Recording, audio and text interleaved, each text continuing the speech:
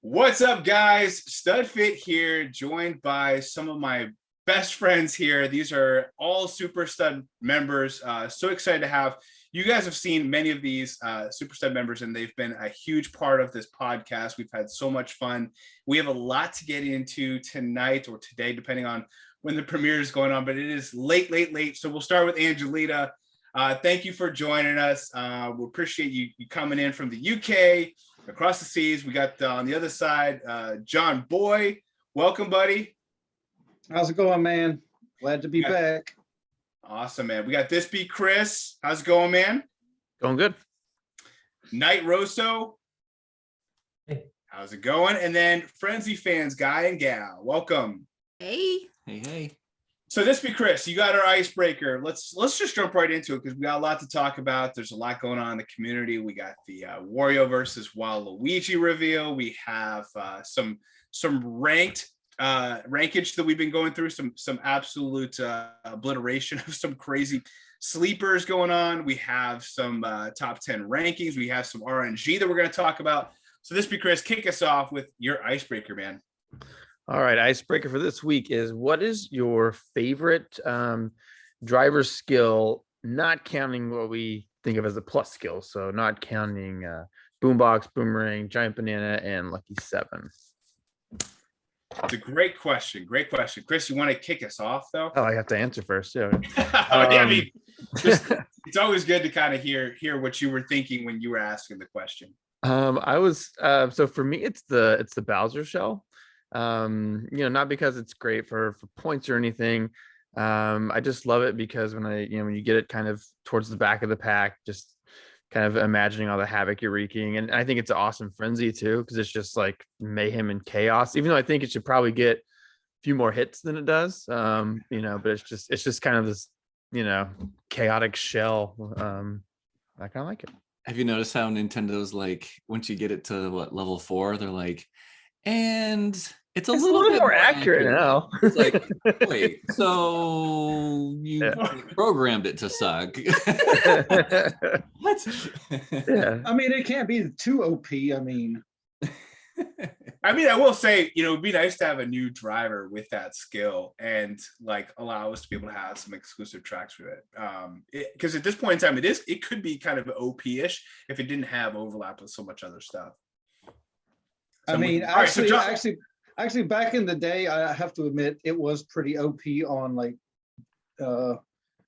Dino Jungle when you're going up the ramp. If you take the really wide path and let everybody pass you and just chuck them down that tunnel, and it just wrecks everybody. It was great. But anyway, you want to kick us off? I'll kick us off. I got number 2. The poor man's lucky 7, the Super Bell. Just because it actually plays a lot. You could play it a lot like you would a lucky 7, because you could just bag back in the pack and then just get one and just wreck everybody with it. And it gets on Puffy's nerves. She loves the cats, man. She loves the cats. But and you love tormenting her too, so it's perfect. I'm not on her most wanted kill list yet, apparently, but I guess I'll be there. I will be. It's all love. That's for sure. But I haven't used the skill much. So is the level 4 like expansion? Is it more like diabolical? I think it lasts longer, and the hitbox is a little bit bigger. But you could literally play it like you would like a lucky 7 character, get it in like 6th place, like the Frenzy 2, and just kind of zigzag back and forth and let people run into it. Very cool, man. Well, we'll since you're sporting the Studfit shirt, we'll go across to the other side. KnightRoso, why don't you tell us a little bit about your icebreaker? What's your favorite non-plus special skill? Oh, no, I'm joking, of course. I would say I love triple green shells. Like, I really like using them. We don't have a hind with me yet. We don't. And we don't have like a single good driver with the triple green shells, but I like when they rotate around you and give you protection. And then if you throw it and hit someone behind, it just eats through all of their defense. And then I also love Bowser Shell. because of the power and like the sound effect when it hits someone. It's really satisfying. Yeah, it is. It's kind of like a reverse giant banana, and like, you know, you're backwards. You're kind of like forcing everyone to get hit. I love that. And yeah, the triple shells. I think that's one of the reasons why they do that. Today's challenge pipe is because like there's no other reason we would ever use that skill. But every once in a while, when I have to use it, it's like, oh man, that was fun. Like it was cool having that, like on some of the Mario circuits, whatever they give us that Lakitu on. Or yeah, so I could see that being fun. I'll tell you what. Yeah, I tell you what. It's actually really good if you're dry bones on like the old SNES Bowser's Castle, and there's nowhere for them to just ping off. They just blocked in on the walls, so they just continuously just go back and forth and just kill everything. Especially with like a frenzy. Yeah, it's like there's nowhere to run. Yeah, force field. Very nice. Well, since I'm the third person wearing the Studfit shirt, I'll go. I think for me, I'm a sucker for the banana barrels.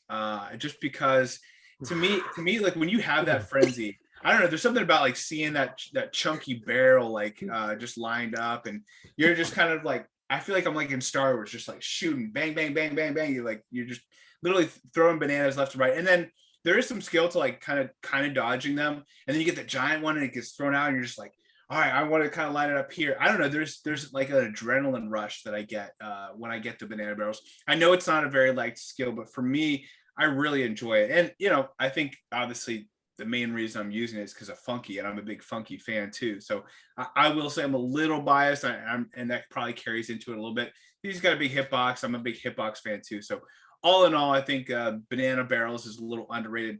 I think right behind that, if I had to throw another one in there, would be the bomb cannon.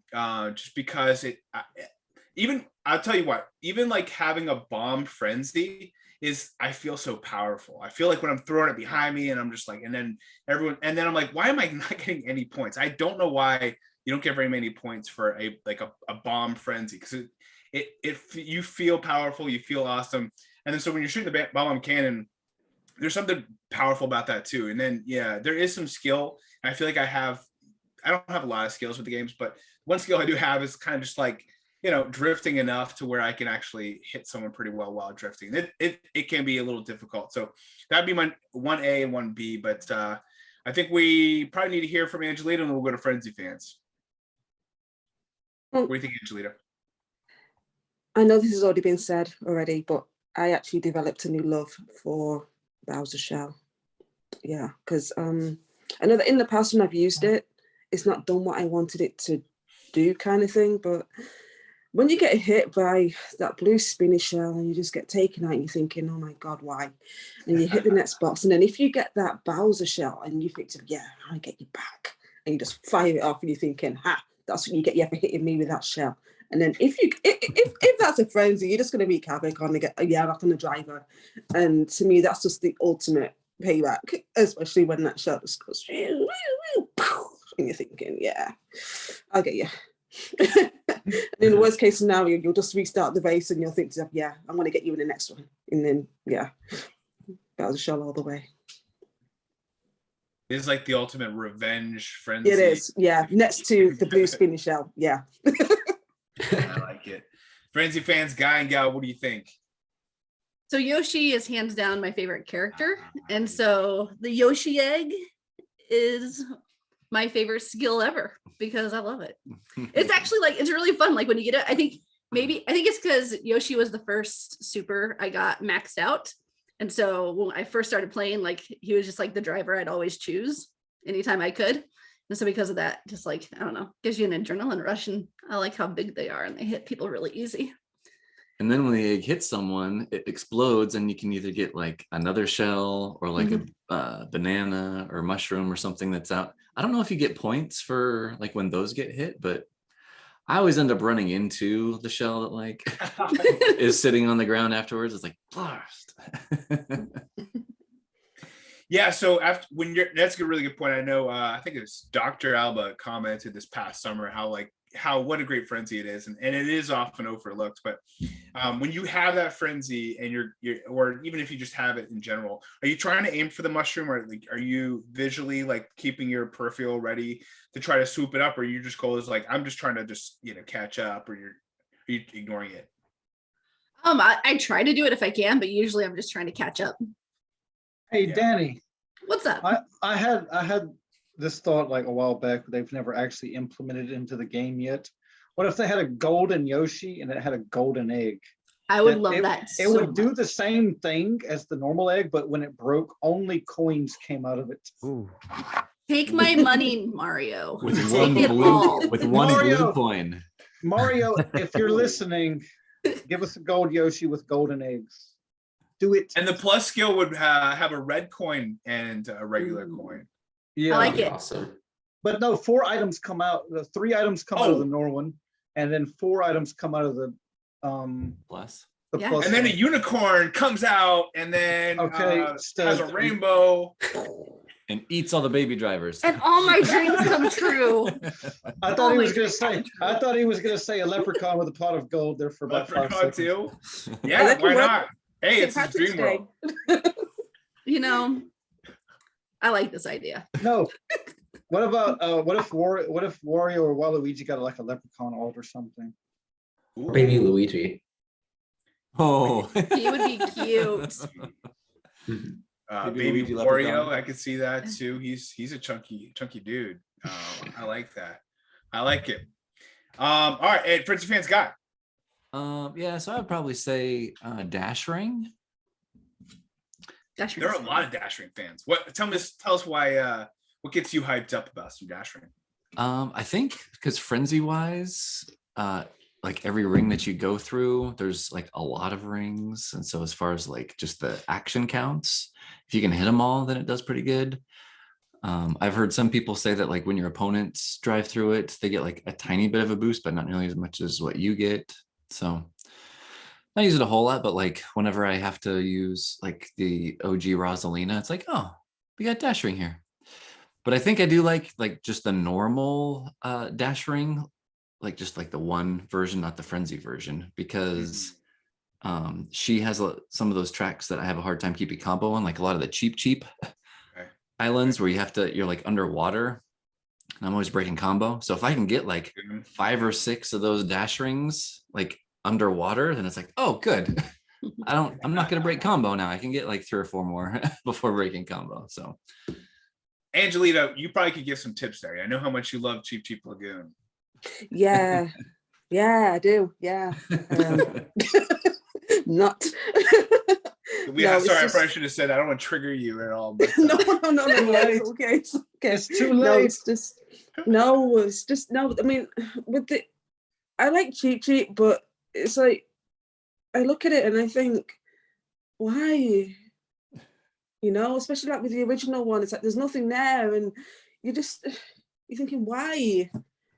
Well, you better get used. You better get used to it. I know. We I saw a video today, guys. Right? Yes, we did see a video today. John, were you gonna say something? Sorry, I didn't mean to interrupt.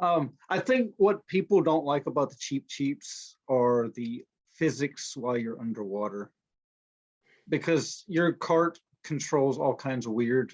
As soon as you hit the water and you start to go down, you just go all over the place if you're not, used to how it controls, and it throws a lot of people off. Well, yeah, because I remember doing the original, and you said to me to do a boost after you jump off the ramp, and I'm like, okay, but because I wasn't doing that before, it was just like going left to right, and it just had no direction or anything, and I thought, okay, this is why I get crap scores. I needed to John Boy's horn though, because he's like brilliant at the Cheap Lagoons. He taught me this one trick on the one where you're like going down the hill and they have the little dash panels. If you like take it at this angle, you actually don't like jump into the air. You like, I don't know. you hit the dash panels. Yeah, It's the reverse version. It's actually on the reverse version. Right before you hit the first item box, or after you hit the first item box, you're going down. If you go straight into the water, you'll just float, and then you'll just break combo instantly. But if you go in at an angle, like a 45-degree angle, you can actually get both dash panels and the jump boost and not actually go up in the air. Like you never told me that before. Really cool. How many times have I been on stream? This whole time. It? It is the Rockies.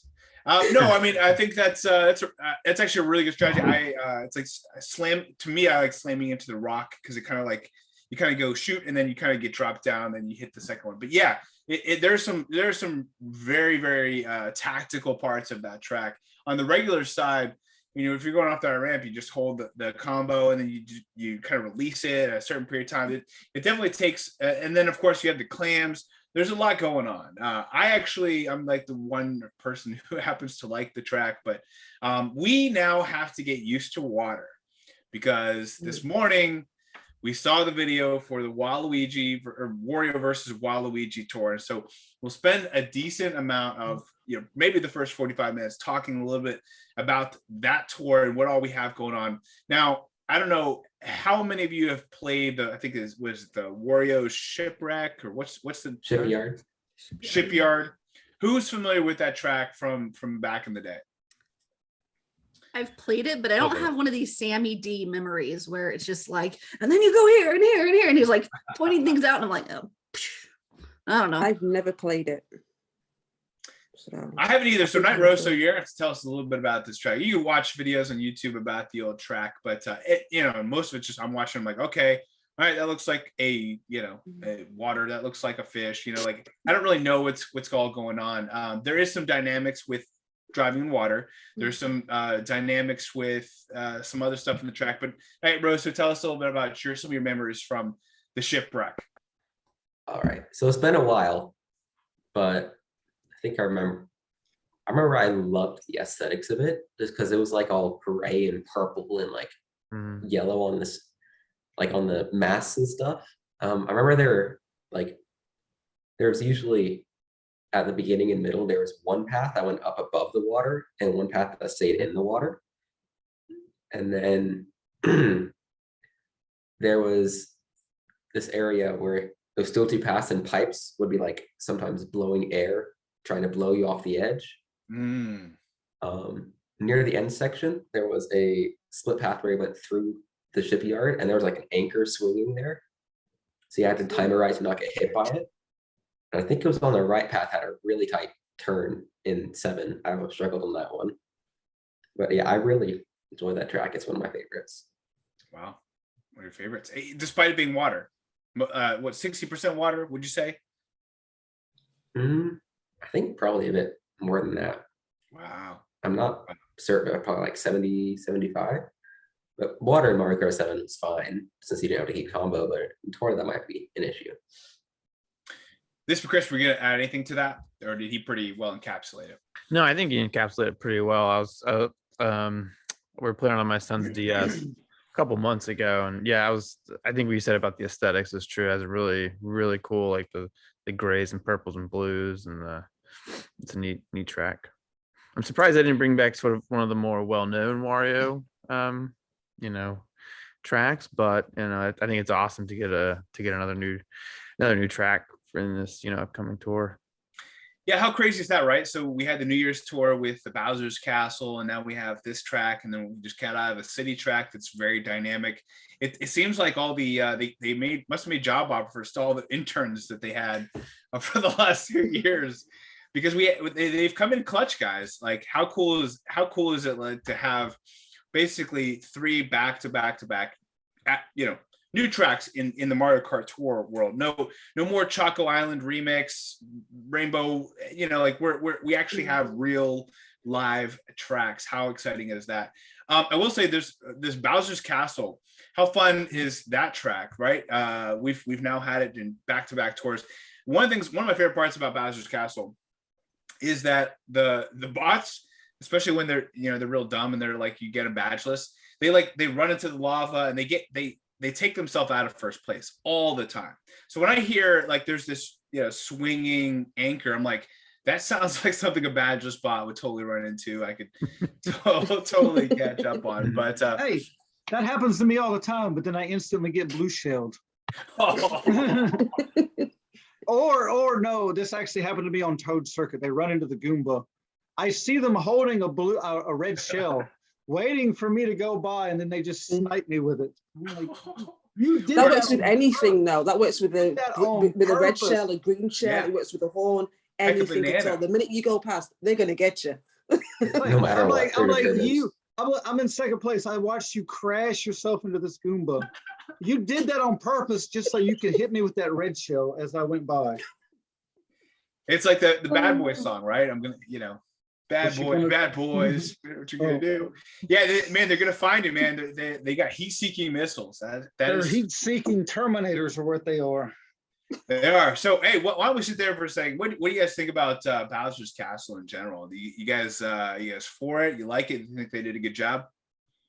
I think they did a great job on it. I mean, it was something that was fresh. It was something that we knew that we needed for the game, if that makes sense, because everything that was coming out, it was the same old Rainbow Roads. It was the same old Choco Islands. And to be honest with you, I was getting kind of bored, and I thought, I want something fun to do. And when they brought it out, and because you can go either the higher route or the lower route when you're doing the reverse and everything, and it's you have the option of how to do it. But I always go for the lower ramp to come up top to glide, and then hit the left side or the right side, and then fly and go and get those 4 coins out of there circling in the air. And yeah, it just gives you so many options. And yeah, like you say, I mean, the bots always kill themselves on that track, and yeah, I don't know why. But then as soon as they see you get that run, they're like, yeah, I'm coming for you now. But no, I did. Yeah, I think they did a great job on Bowser's Castle. I think they did a great job on it. I absolutely love the excuse me, I love the courses, but the thing that bugs me the most is there's a certain path that you can take where there's the propeller tunnel thingies, and you can go on top. Oh, yep. And half the time you don't trick off of it, and the other half you do. And so when you do trick off of it, you kind of expect to be able to trick off it all the time. And since you're dropping down into water, I just always lose combo. And I don't know if it's you have to come off of it on a certain angle, or if you end up starting your drift a little bit too close to the edge, if you actually end up hopping off, or I don't know. I'm super aware of it, and I've tried so hard to avoid not losing combo there, not tricking, but it still happens so often. It's frustrating. I actually know what you're talking about, and I think I know why. Because you know how you have the fins that go around? You can actually get hit by the fin as it's going around, and it actually pops you up in the air, and you just fall off the side. Or you just get stuck, and it'll throw you all the way to the other side, and you won't do anything. You just get stuck there. Yeah, I always seem to figure out how to not trick off of it, going in between the propellers. I'm fully expecting it to happen, and then I don't hear it, I don't see it, and then all of a sudden my combo drops. I'm like, what? Yes, it's one of those. It's a really weird transition there. Yeah, I wish it was a little bit more consistent. Either don't do it all the time or do it all the time. But and that's usually why I just RNG. Avoid that. I know the bots will always take that route, especially if they're have badges. But I usually take the longer route and go through it, and then get the 3 coins in there, and then trick off the end. I do that too, but it's always because I get hit by the propeller. I always just, I'm really great at hitting them. Yeah, it reminds me that I remember there's that show on ABC, kind of like Ninja Warrior, but except for you get punched by things. And you're wipe out. Wipe out. I'm just trying to go straight. Can you just hit me? And there's I do feel there's a small section where you can actually get that jump boost off. But yeah, you hit by the propeller, and then you're just oh man, all right, drop combo. That it definitely sucks. But I mean overall, and then I think my least favorite part is that when you're trying to go up that little roundabout, whatever it is, and then you for some reason right before that jump you lose combo. You can't mini turbo it into anything. You're I'm just gonna just hold left, and then I'll release this mini turbo, and then there's no mini turbo. It literally vanishes. I don't know what happened with that area of the track. Anyone else feel that way? You can't. I drop combo there all the time. Yeah. Jumbo, I'm sure you have a secret for us. You're gonna help us out with, right? It's easier just to hard left into the wall and do a super, and then that'll get you around. or rely on some RNG luck to, you know, maybe get a shell hit or something like that. Or you just restart till you get a coin box frenzy or something. So I find that turn is one of the few turns that I have to use 2 fingers to turn. So like I'll start with my thumb to turn, but then I'll use my index finger. Like for some reason, like the screen like senses that there's like another finger there or something. And so it'll actually like turn harder. And so in order to be able to get like a little bit more turn in to be able to release the mini turbo, I always have to use the 2-finger approach. I'm a double thumber. I'll swipe across with my other thumb, but I still have trouble there for some reason. So it is a weird spot, but I highly recommend a double thumb or double finger, whatever you use. Using 2, it does, you know, at least my opinion is that it does add an extra layer of bang to it. But, anyone else disagree? But honestly, as soon as you land from the glide and go through the item boxes, I'm already starting my drift there. And then by the time I hit the dash panel and get to the actual stairs, I could turn enough to get orange boost in and then go around. I think you're right. A super mini turbo could solve your problem there, and that's a good shout out. I will say while we're on that topic, I will say, you know, what makes a good driver from a awesome driver. When I look at all these other drivers, all these other players who get so many action counts, like way more than I do, I'm like, how do they get so many more action counts? And then I watch their videos, or I see, like, you know, so even John Boy, I'll see your video, and I'm like, I think what separates the good from the great drivers is that great drivers rarely ever get a super mini turbo. Like they're banging out mini turbos, like 2 or 3 in between when I would normally get 1. And so honestly, I've been kind of thinking about this lately. I'm like, how can I get in an extra mini turbo in here? How can I get a mini turbo there? And so that's just something in the back of my mind that's just like, I probably should say that at some point on one of, you know, the different avenues that we have to get that out there. But that's my opinion. John Boy, do you disagree with that, or? I mean, anything to get your action count as high as you possibly can. Like I'll tell you what really good practice is for that. On Toad Circuit Reverse, do a mini turbo in between each of the dash panels on the right before the last item box. I like that. It's a little tricky, but it's actually possible to do a mini turbo in between each one of the dash panels. There's like 3 or 4 there. That's really good practice. I think Toad. I think my favorite place to practice mini turbos in general is Ghost Valley. You know, just generally, because it's so boxy that you have to kind of practice holding the mini turbo through each one of those corners. But you can always get like 2 or 3 more than I think you can. So just, you know, kind of a little random tangent at that point. But I think we were originally talking about Bowser's Castle and anything else anyone wants to say about Bowser's Castle before I felt bad taking the conversation there. It took my brain. I'm sorry. Oh, go ahead, Chris. You can go first. You beat me. It took my brain probably like 5 or 6 loops around to get used to the spinning barrels, but the coins being stationary. Like I kept thinking they would. Yeah. I was kind of surprised that they didn't kind of put coins in a, you know, an angle or something to where if you happen to land correctly, you could actually like a whole line of coins or something. Or if you were, you know, drifting a little bit, you would go out of the line of coins. But yeah, for some reason, I always thought when you land, not only did your cart not really move with the rotation, but then the coin stayed stationary. It was just it was like a weird mind thing I had to get over. I don't know. Maybe it's just Chris, I'll tell you one thing that does happen. If you put a banana on it, the banana will sit there and go around in circles. Oh, really? Huh. Yeah. Logic. But you know, it's not anything to do with Bowser's Castle, but I've seen a pattern in what kind of courses Nintendo's releasing. And ever since what was that track? Ninja Hideaway came out, where you had the multiple levels and the different paths that you could go on. They've been coming out with a whole lot more courses that fit that kind of mold, like the new course where you have the multiple paths. The Sydney Sprint, some of the variants have multiple paths. You can go, not Sydney, Singapore. Singapore, and then Bowser's Castle where you have the 2 different paths you can go on.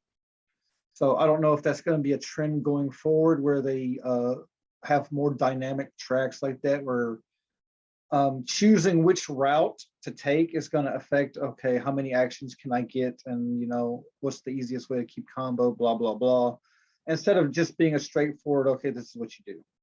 Yeah, I agree with that. I think Rosalina Ice World was like one of those where it's like, all right, so there's 2 bash panels here, and I'm like, this is too much. This is too much math. I'm like, there's 2 coins here, like there's just a lot going on. But yeah, no, I really enjoy. Now we're like in like a 3D world where like you can go up, you can glide. There's like different options there. I think it's really cool because if you have a coin box and you're rocking a Meowser, you're trying to stay on the ground as much as possible. You're not trying to glide at all. But then you have other drivers where maybe Meowser isn't your option. You have a different one that you're kind of leaning on. You're taking a different path, and so there's no wrong way. Just you're kind of working with what you're working with, and I think that's part's really cool. Beforehand, we had, if you have coin box, you just don't take the glider sections. A good example would be like Koopa Troopa Beach, right? If you got a coin boxer, you just there's a ramp here, there's a ramp there, and you're just like avoiding all of them. You're just kind of trying to stay on the ground.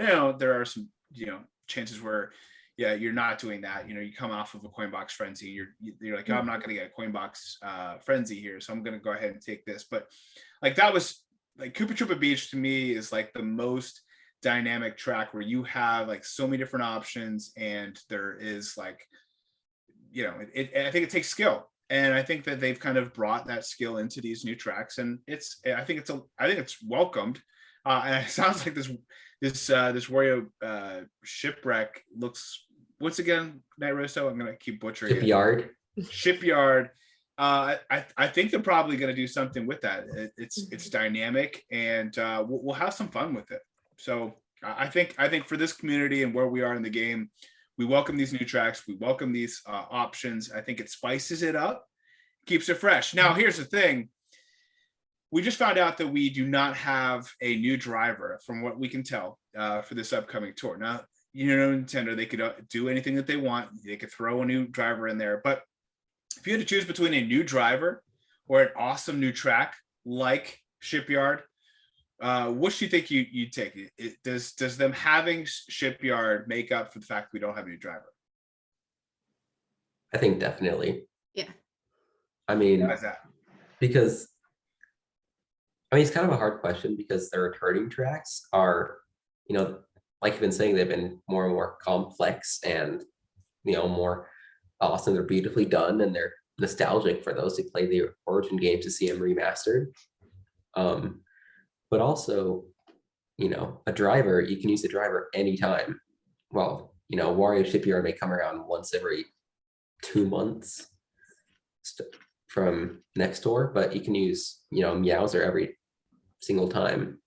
So I think like a brand new driver is probably on par with a new track, but like that definitely takes the track.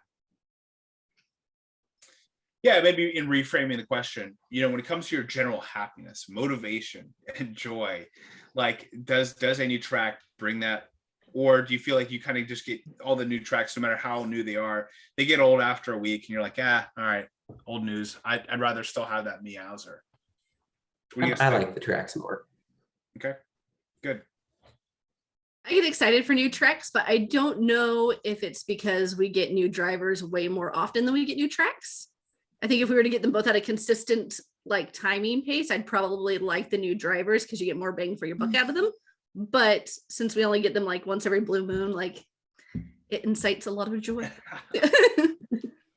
I get really excited.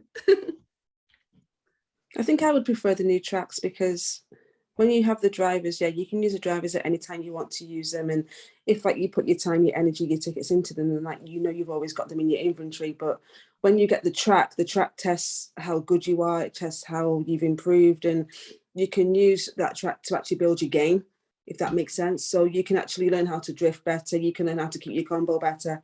And I think that with a track like Shipyard, the way how it's been described, it's sounding kind of similar to a mix between, say, Ninja Hideaway and Airship Fortress in a way. I don't know if I'm right on that, but to me, I think it's going to be a track that's going to keep on testing people. And yeah, if it comes around once, if it comes around 10 times, then we know that we will always remember that track if it is a good one. I mean, personally, like I said, I do actually love Ninja Hideaway, because when I found that upper section, I was like, whoa, what's this? And I was like, yeah, bring this back. And I've not really seen it in the game that much, but I think I will actually enjoy Shipyard. But yeah, I would prefer the tracks than the drivers, just for the driving skill, the knowledge, and upping your game and learning how to be a better driver than what I am now. Good. Yeah, I think some players are kind of feeling that the game maybe gets a little stale. Like I remember when Go Shiny, when he was kind of getting towards the end of his videos about Mario Kart Tour, I think he said something to the effect of like, you're just playing the same courses week in and week out, like just trying to get the same high scores. Like to him, I don't think he was quite to the point of like the competitive level of like ACR. And so without that kind of being like a push, I think just kind of the baseline of just playing the same tracks over and over and over for months and months and months without anything really new, or like if there was a new city track, that's kind of deflating too, because it's like, oh, well, I get to play it for 2 weeks and then never see it again in my entire life. Like, why do you do this to me, Mario? So unless you're Tokyo Blur, then it comes back every 3 months or so. Sorry, but I keep hearing that. I will say I keep hearing that, and I'll have to disagree with you, John. Everyone keeps saying like, oh, Mario Kama or something, he has more value because of Tokyo Blur comes back all the time. Tokyo Blur has not come back that often though. Like it really hasn't. Like if you actually like look at it, like I looked back, I kept hearing. I remember specifically, I mentioned something about me not double capping Mario Kart. I don't even remember when it was. And then somebody, I think 2 people called me out on my video. And I was like, I want to look this up. I asked Angelita, I said, Angelita, tell me the last time, how many times has Mario Hakama been in ranked over the last 12 months? And he looked it up. He said it was only in ranked once. And specifically with Tokyo. It was only once, but that was because of a pipe boost. And I was like, because people kept saying Mario Hakama, he has this, this mystique to him because he keeps being back for Tokyo Blur. So I want to clear that up. I think people think like Tokyo Blur comes back all the time. It did in 2020. Yeah. In 2020, bro. Like we're in 2022. I don't even know what year it is. I think it's 2022, but we haven't really seen Tokyo Blur that much now. Now back in the day, yeah, you're right. We got bombarded. It was way too much. I agree with you. But I want to clear that up because I did some research. I don't always do that. I always rely on Angelita, did my own research and where I asked Angelita a question. So I just want to make sure that I let everyone know that like Tokyo Blur, for what it's worth, it used to see a lot of pullback, but not here recently. Yeah, I agree with that. Especially since there are a lot of Tokyo-related drivers now. There's the Kama Mario, Kimono Peach, Happy Mario could be out on there. Toad Parry Time, but he's kind of useless, so never mind. But Daisy Yukata, Mario Racing, and then, maybe they could add like Ninja Shy Guy and stuff like that. So it's not just Hakama being added to these tracks. So let me ask you this. You guys have seen the video. Is there going to be a happy special pipe? I know somebody mentioned there would be happy. I'm like, where? Like I look back at the video. I'm like, I don't see it. And there were some really, really blurry pictures. What do you guys think the special pipe would be from what you have seen? Again, there might be other videos coming out in the next couple of days, but what are your thoughts? What's the special pipe going to be? Is it going to be happy related? Yeah, because usually when they have these like versus tours, they'll have 2 special pipes, like one for one team and one for the other. So if you have to populate the drivers, to fill these pipes, like I wouldn't be surprised seeing, like a lot of Peaches and like maybe a lot of Marios, or I don't know. It wouldn't surprise me. Isn't she like super, super tiny in the background in one of the videos or something? That's what someone said. Yeah, I don't know. I imagine that the official trailer that comes out tomorrow, like their normal kind of, you know, Friday That routine. people would have probably already seen by now. But yeah. Yeah. Yeah, yeah. Yeah, everyone's gonna be like, yeah, no, Happy's part of a pack. We all know this. Sorry, my bad. We'll change topics there, but good point there. And one thing I will point out, I think based on something Angelita said, we did make a tweak, just full disclosure, for the algorithm specifically. I think RT tracks were kind of discounted for whatever reason in the algorithm. You know, and I think to Angelita's point is like, hey, we have this new track, so now we have like new coverage to now assess. And so like, but then also we also have this kind of thought process that not all coverage is equal, right? You know, you have Ninja Hideaway perfectly down. You're ready for that track when it comes back, but we don't know when it'll come back, you know? And so it's so tough, right? Then you have to say to John Boy's point, you have Tokyo covered, right? You got all the Tokyo coverage ready to go. Your loadout is perfectly set, and then you don't see it for a while. So, you know, I think from that perspective, it's tough when we get these new tracks. We're like, all right, I gotta now adjust my, you know, inventory. Got to look at the BAM and GURBS for this new track, and then, you know, it's tough to try to build a new, you know, algorithm, build your arsenal based off of these tracks that sometimes come around. But then meanwhile, we have Toad Circuit every other tour. So I did want to kind of use that transition to try to go back to our question, you know, specifically about what was the question? Gliders, the glider 15 to 10%. That was going to be another question too. I think I was going to stick though with do you like, because I don't know if we got everyone's answer. If you had to pick between a new track or a new driver, which do you think would you be more excited about? I don't know if we heard from everybody. In fact, I don't think we heard from you, ThisBeChris. Nope. Yeah, I was kind of, at first I thought this was kind of a slam dunk, you know, saying that I'd go with the track, but I think it's all kind of dependent on like the usage and how much you're going to see it like over the next year. You know what I mean? Like so I was kind of thinking like, all right, if at the end of the year, at the end of this last year, if you said, all right, we're either going to get rid of Ninja Shy Guy, or you're never going to get to drive any of the Ninja Hideaways again. And Ninja Shy Guy is probably my favorite character, but I would probably keep the track because I have other high-end boomerang drivers. I have other Shy Guys, if you know, no offense, Shy Guy fan.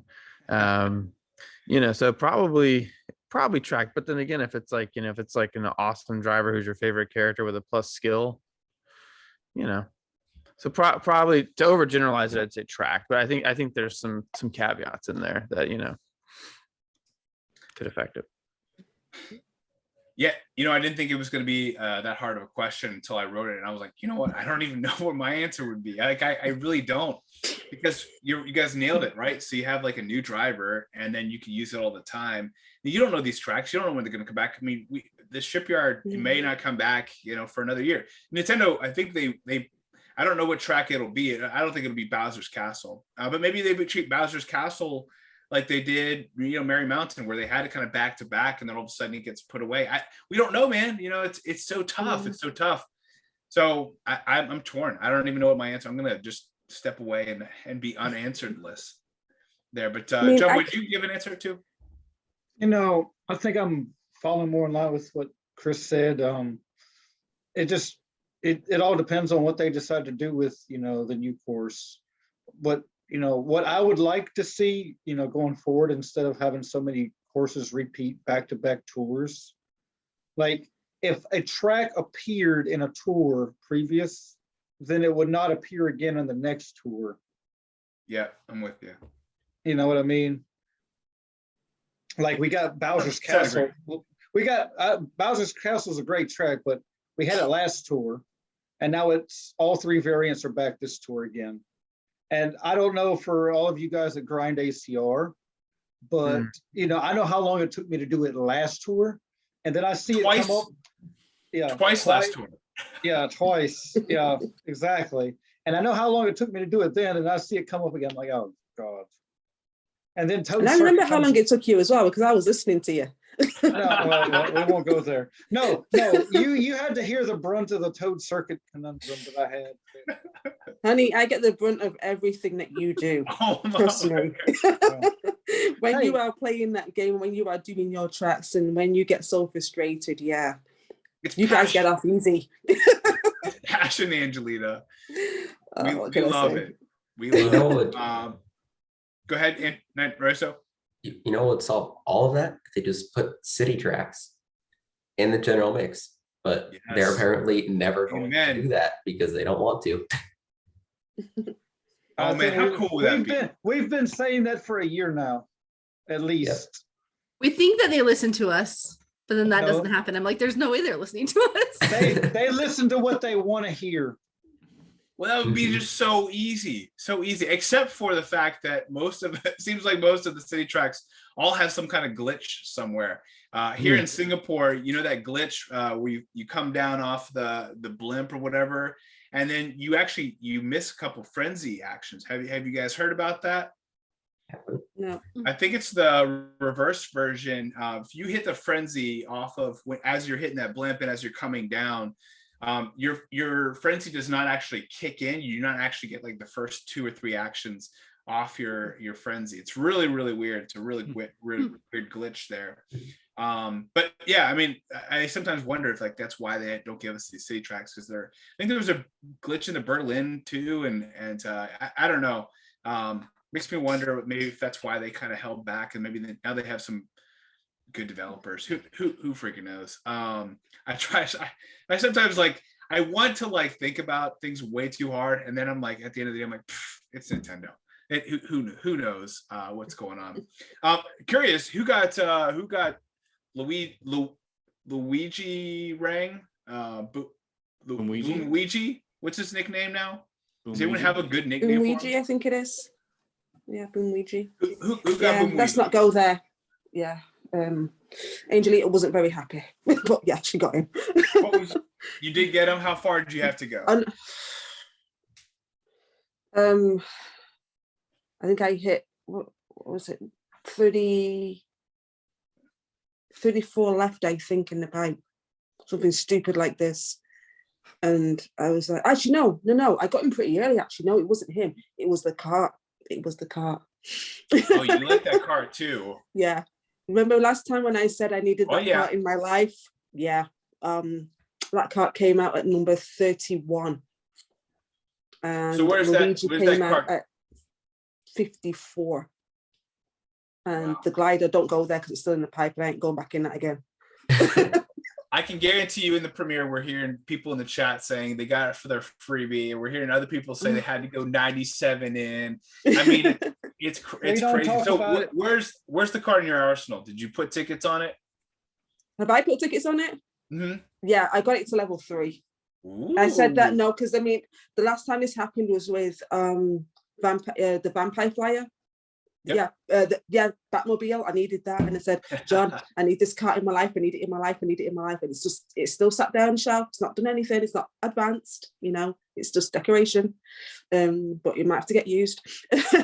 But yeah, I put 3 tickets onto it, so it's now level 3. But it's not at its max yet because, yeah, I'm just gonna keep it there. And say because I'm not gonna use it. I'm going to use it, I will, I promise. I'm gonna like accidentally. Are you a hoarder deep down inside? Are you like I'm going to use this one day? I'm going to save it. Oh, don't call me out. Don't turn. I will say I saved my tickets. I was ready to dump them, and I'll be honest with you, I was so very sad by the hitbox. I was very sad. I felt like it was a missed opportunity because it would have been awesome. And I think if maybe I could have seen the tail more, or I could have like seen the tiger, the lion face or something like that a little bit more. But I don't know. I just see defenders. When I look at it, like I see purple and pink, and I just see defenders. I don't see anything else interesting. So I decided not to put tickets on it. You know what? And I'm okay with it. I wish they would have made a bigger hitbox. Yeah, I mean, I had to get corrected on its name as well. Thanks to Dad. Thank you very much, by the way. Yeah, I got it. Was he said to me it was a merlion because I called it something else, and I got corrected and I got put in my place. So thanks. Yeah, I won't make that mistake again. Well, Nintendo made that mistake too because it's Roaring Racer. Yeah. That was another missed opportunity, man. I mean, So, I do like the car. It is great. Everyone else, what was your experience with the week 1 pipe? Did you get what you wanted? I only went 10 in, but that was just because Jeeves peer pressured me. I didn't get Always anything. blame it on And you Jeeves. got everything in Always a blame 10 it on No, I Jeeves. didn't get anything. I wish I got everything. That would have been beautiful. Sorry, John, what'd you say? I said I'll blame everything on Jeeves. But that's a good plug for FrenzyFans' YouTube channel if you want to see that.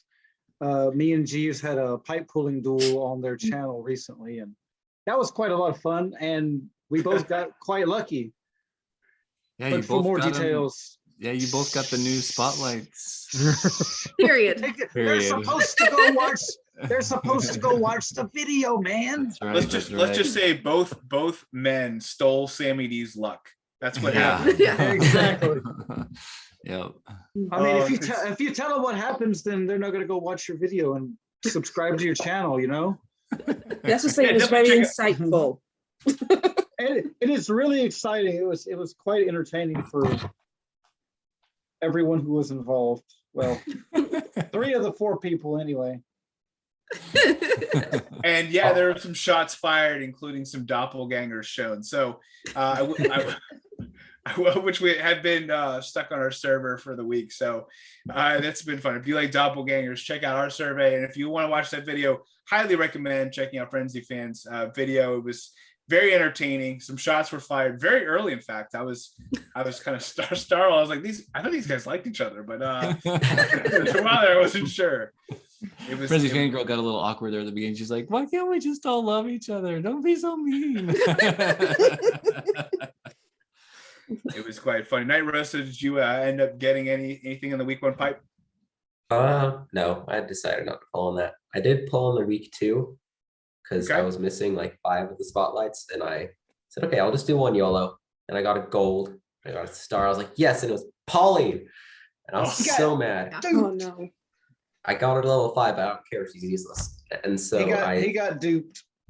Yeah, so I did another YOLO. It was green. Did another YOLO, and it was black gray sailed, had 7. And then I went down this rabbit hole and ended up spending all my rubies, 7-10 pulls, and I didn't even get Luigi Painter, who I wanted. It's pretty sad. Oh. Yeah. Well, thankfully there were some other good consolation prizes. It looks like you got the Black Dozer and some other good stuff too. But it's always tough. I already had the Black Dozer, but at level 7. I had it at 6. Okay. But, all right. Well. Yeah, I got the Painter, the Flying Easel, and the Classic and Builder Luigi. So it's fine, I guess. So it is. I mean, it is a good pipe though. So you got some good stuff, which also I think for those of you who are still in the moment of pretending this is Friday, does knowing what next tour and that we don't have a new driver, does this make you want to go back into week 1 pipe, or does this make you want to go into the week 2 pipe? Talk about now, like now that we kind of Nintendo's been a little bit more, transparent about this. Does knowing that there's not going to be a new driver make you want to pull in these pipes more? I want to go for Boom Ouija. Is that what we call them? Only because I didn't get Kangaroo Yoshi. Wait, is that Kangaroo Yoshi? And so I don't have like a solid like recent Boomerang driver.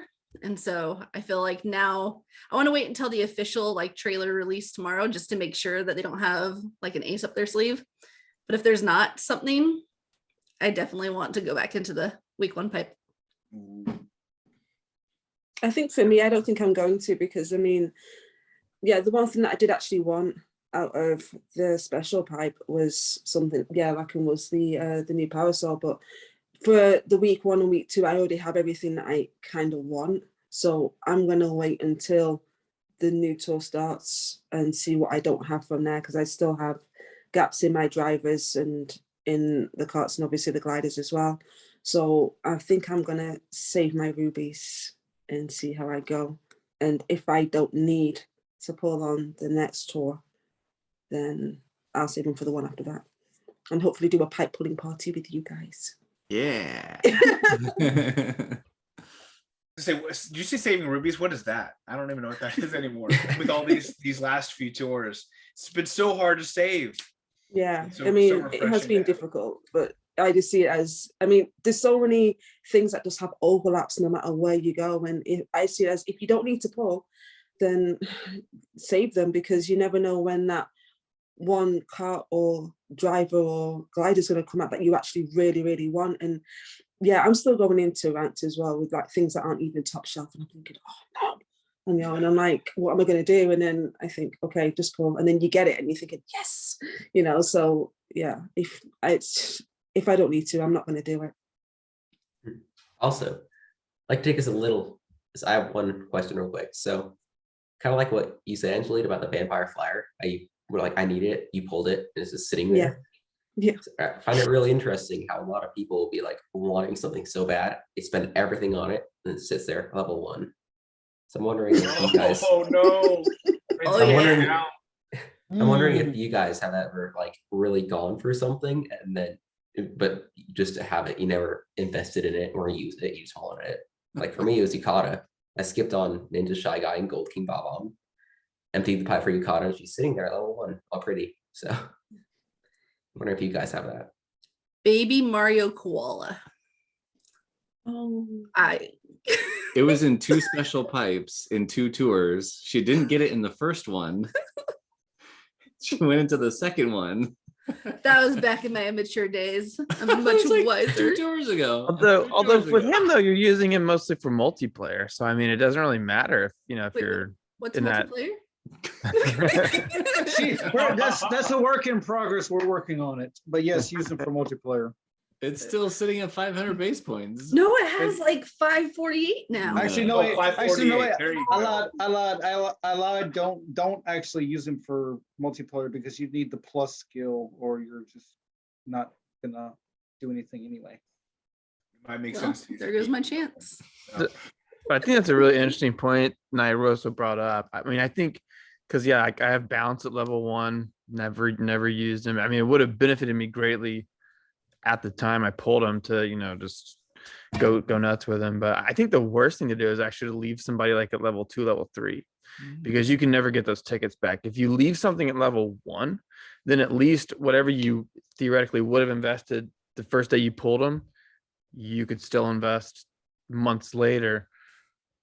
Although I think that over the last 6 months to a year, Nintendo has been a lot more consistent with, making sure, people are valuable and buffs and ACR, their first handful of months or whatnot. So I think it's probably best practice to, if you're going to pull for something, either leave it at level 1 or take it to like 4 or 6 and double cap it and just not worry about other people. I could get this guy from 3 to 4 or whatever, but not just go all in on like the one thing you like. And if nothing else, it's going to work out the next couple ranks, but I think, when these people you have like at 2 or 3, it's like that you're never going to use them because they're always going to have somebody else who's going to get you more points. But yeah, like I said, that's kind of the way I look at it. Mainly because from when I first started, I had like everything at level 2 and 3, and then looking now at the inventory, it's like, oh man, I would kill to have those high-end tickets, So I think the way I go about it is I always think I have the mindset of like, I need to at least pull it so that if in the upcoming tours ranked, like if I have it, then I can use it and then worry about like leveling it up then. Mm-hmm. But then I get to the point where I have like 2 or 3 level 1 drivers and I'm like, which one? Yeah. Which one do I put it on? Yeah. And then more often than not, I find that the other 2 tracks I can score enough points in that I don't have to spend tickets. Like I can do okay with like a level 1 driver. And so I don't know. Like there's two sides to every coin, right? And then it's really hard. And so then like on the flip side, there are other times where I'm like, oh, Penguin Toadette. I think she's cute. I'm gonna go for her, put her to level 6 and single and cap her. And I haven't really used her a whole lot since. It's like, no. Yeah. Shoot. I think where I fall victim is that I kind of just bump things up. I bump a lot of things up, and unfortunately, I would rather like save up to kind of to your point, Chris, rather put all my tickets in one thing. So like a good example would be, this past week I put 5 tickets on the Red B Dasher Mark II to take that to level 6. And I had a unique rank situation that I did have to get competitive, but I mean, that's 5 cart tickets. Like that's a big deal. And so like every single time when I see Silver King in rank and ranked, and I have him at level 1, and like so many times I just like bumped like not mediocre, like the Red B Dasher Mark II could be valuable. I don't know, but and it's like for me, I personally have enjoyed taking these Mark IIs up, and so I have like I think I have 3 that are at 6 or above. I think one the cream is at level 7. But anyway, my point is that I see Silver King in ranked every other week. And I'm like, it's just sitting there at 1. I'm like, if I had just not just limped a little bit here and there, just taking these things just a little bit higher and just like saved, just say, hey, you know what? I'm not going to do great at rank this week, and that's okay. I'll at least have all these tickets to put it all in Silver King. Then I would have won so many more than if I had just stopped like limping into here and there. So to your point, Chris, I think that's really wise, is to like being willing to just say, hey, you know what? I absolutely don't love this, and I'll save.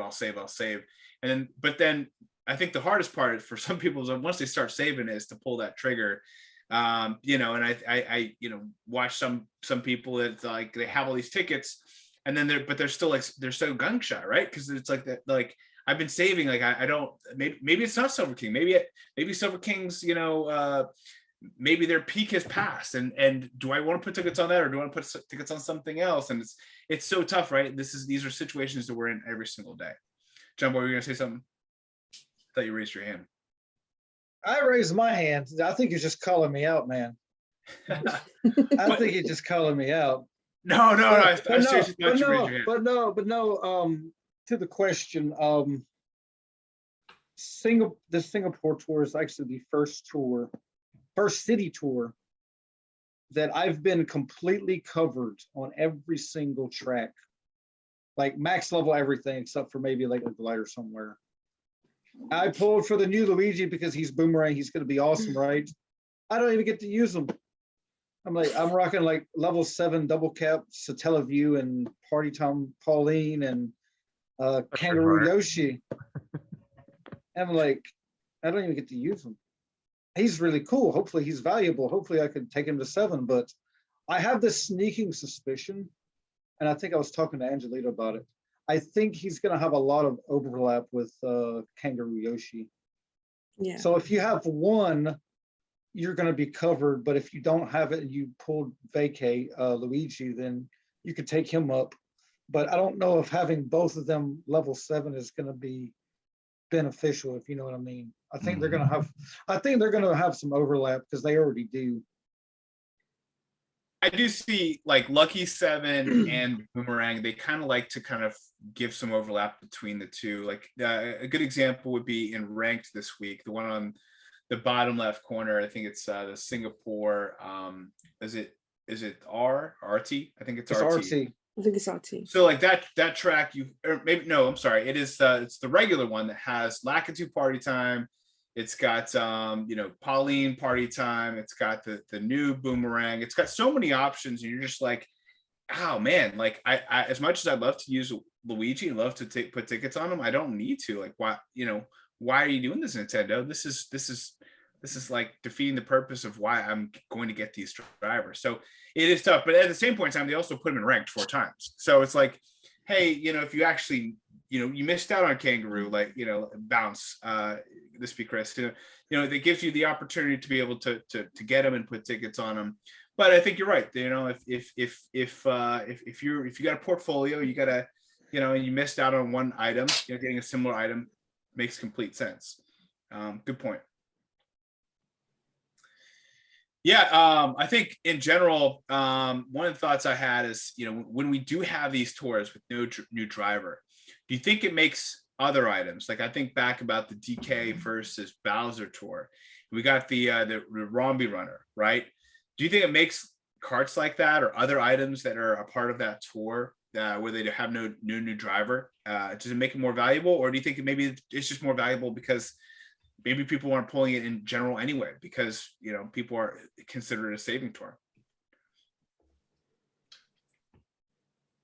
I feel like there's some data to support the fact that no new driver equals, the cart is really good, though. Like you said, it could just be because no one's pulling since there's no new driver. I feel like it's a possibility. You can kind of use that to say whether to help you estimate whether you should pull or not, but you shouldn't say this is definitely going to be really good because there's no new driver. It's like there's a fair chance that it could be pretty good.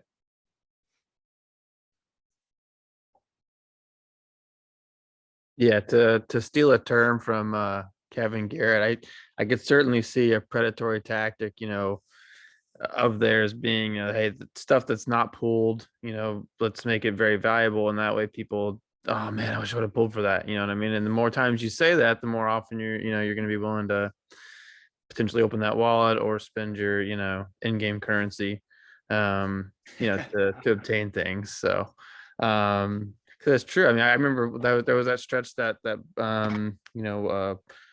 Pauline Rose, and there was that stretch, those drivers, was that 2021 or 2020? I don't even know, but there was a couple hundred pipes there, over a year ago, where it's like, oh man, like these people that we all kind of knew no one really pulled for, and ended up getting like really great coverage value. Whether or not that would translate to value in your own specific account is a different thing, but they got amazing coverage.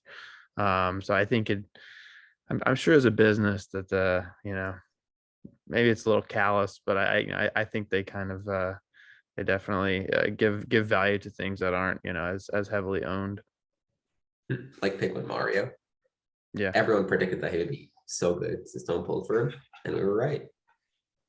But yeah, again, but I have Penguin Mario. I mean, I didn't, and he's a level 1, and again, I've never used him, so it's all kind of relative. But yeah, you're right. Just in terms of their pure value, how many tracks they get, they're definitely going to get. They seem to get coverage. The more rarely pulled items. It is interesting when I hear there are a lot of these like contrarian players that just say, hey, you know what, I'm not going to invest in Coinbox. I'm just going to get all these Mario Penguins. I'm going to get all these, Fire Rosalinas. I'm going to get these, and then I'm going to go that way. I think the recent one is Catalina.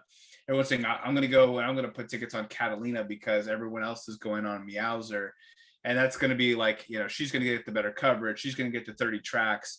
And I think that is if they want to do it that way, that's fine. I still think at the end of the day, you're going to get beat out by a coin boxer. All those tracks that you have, no matter what that, number is, it's just going to slowly dwindle, being taken over by these plus skills. And I think you're going to probably lose more rubies than, you would win had you gone a different direction. But at the end of the day, play the game however you want. And I think that's, there's nothing wrong with doing it that way. But yeah, you're right. I think they've kind of like fed us this Kool-Aid for so long. Just like these week 2 carts are awesome. These, we're so like very, very hyper aware of all these different trends. And then we're like, I'm going to go this way because I'm going to, zig while everyone else is zagging. At the end of the day, it's all probably a wash. We're all probably zigging and zagging all at the same time. Who freaking knows? Good points. Anything else you guys want to add specifically about tours with no drivers and kind of what that looks like when it comes to value?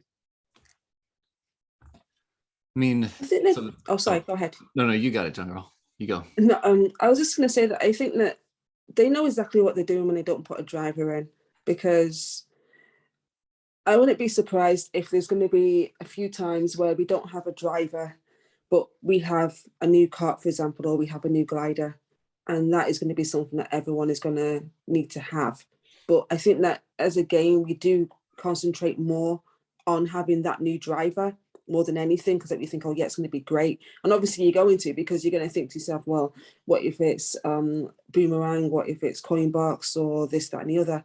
And I think that's a way to kind of do it sneakily again, to make something have more buffs and to have something more valuable. And you're thinking, yeah, I should have pulled on that. But then when you pull on something which is more popular, and then you realize that it's not going to get those buzz. For example, I mean, Tanuki Mario, I didn't have that. Thank God I don't have that, because I've heard some awful things about that. But I mean, that's just like a typical example. You know, everyone went crazy for it. Everyone's like, yeah, Tanuki Mario. Mine's level 1 on the shelf. And I'm thinking to myself, if I'd have saved those rebates and pulled on something else, I'd have been a lot happier. But I think they know exactly what they're doing, and there's just going to be that one time where they're going to say, yeah, right, you're valuable. Same with like the Meowser. Everyone was waiting for a coin box driver. We didn't know how it was going to happen, and it was like, oh my God, they did it. You know, they're sneaky. They're very, very sneaky. At the same time, sometimes it seems like stuff that's really popular is also stuff that gets buffed.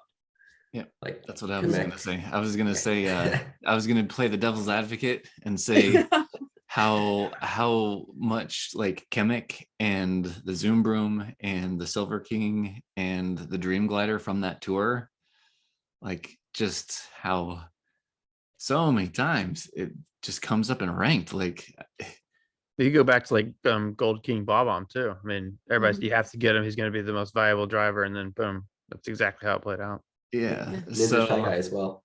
Mm-hmm. Yeah. I think more people probably missed out on Ninja Shy Guy though. Well, yeah, but he was still. Was he ever?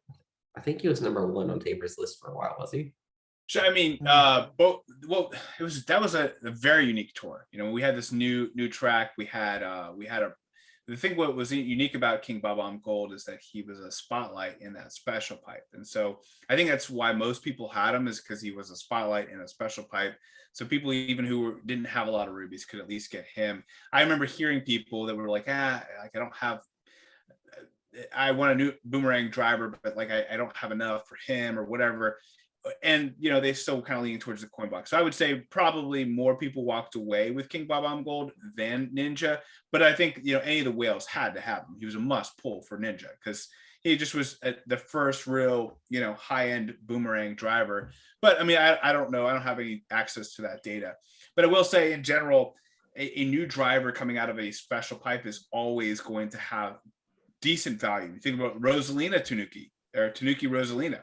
Like she now has a lot of great value, and she was new in that special pipe. I think what's unique, what I think for me, like certain drivers, if they have a plus skill, they're a must pull almost 99% of the time.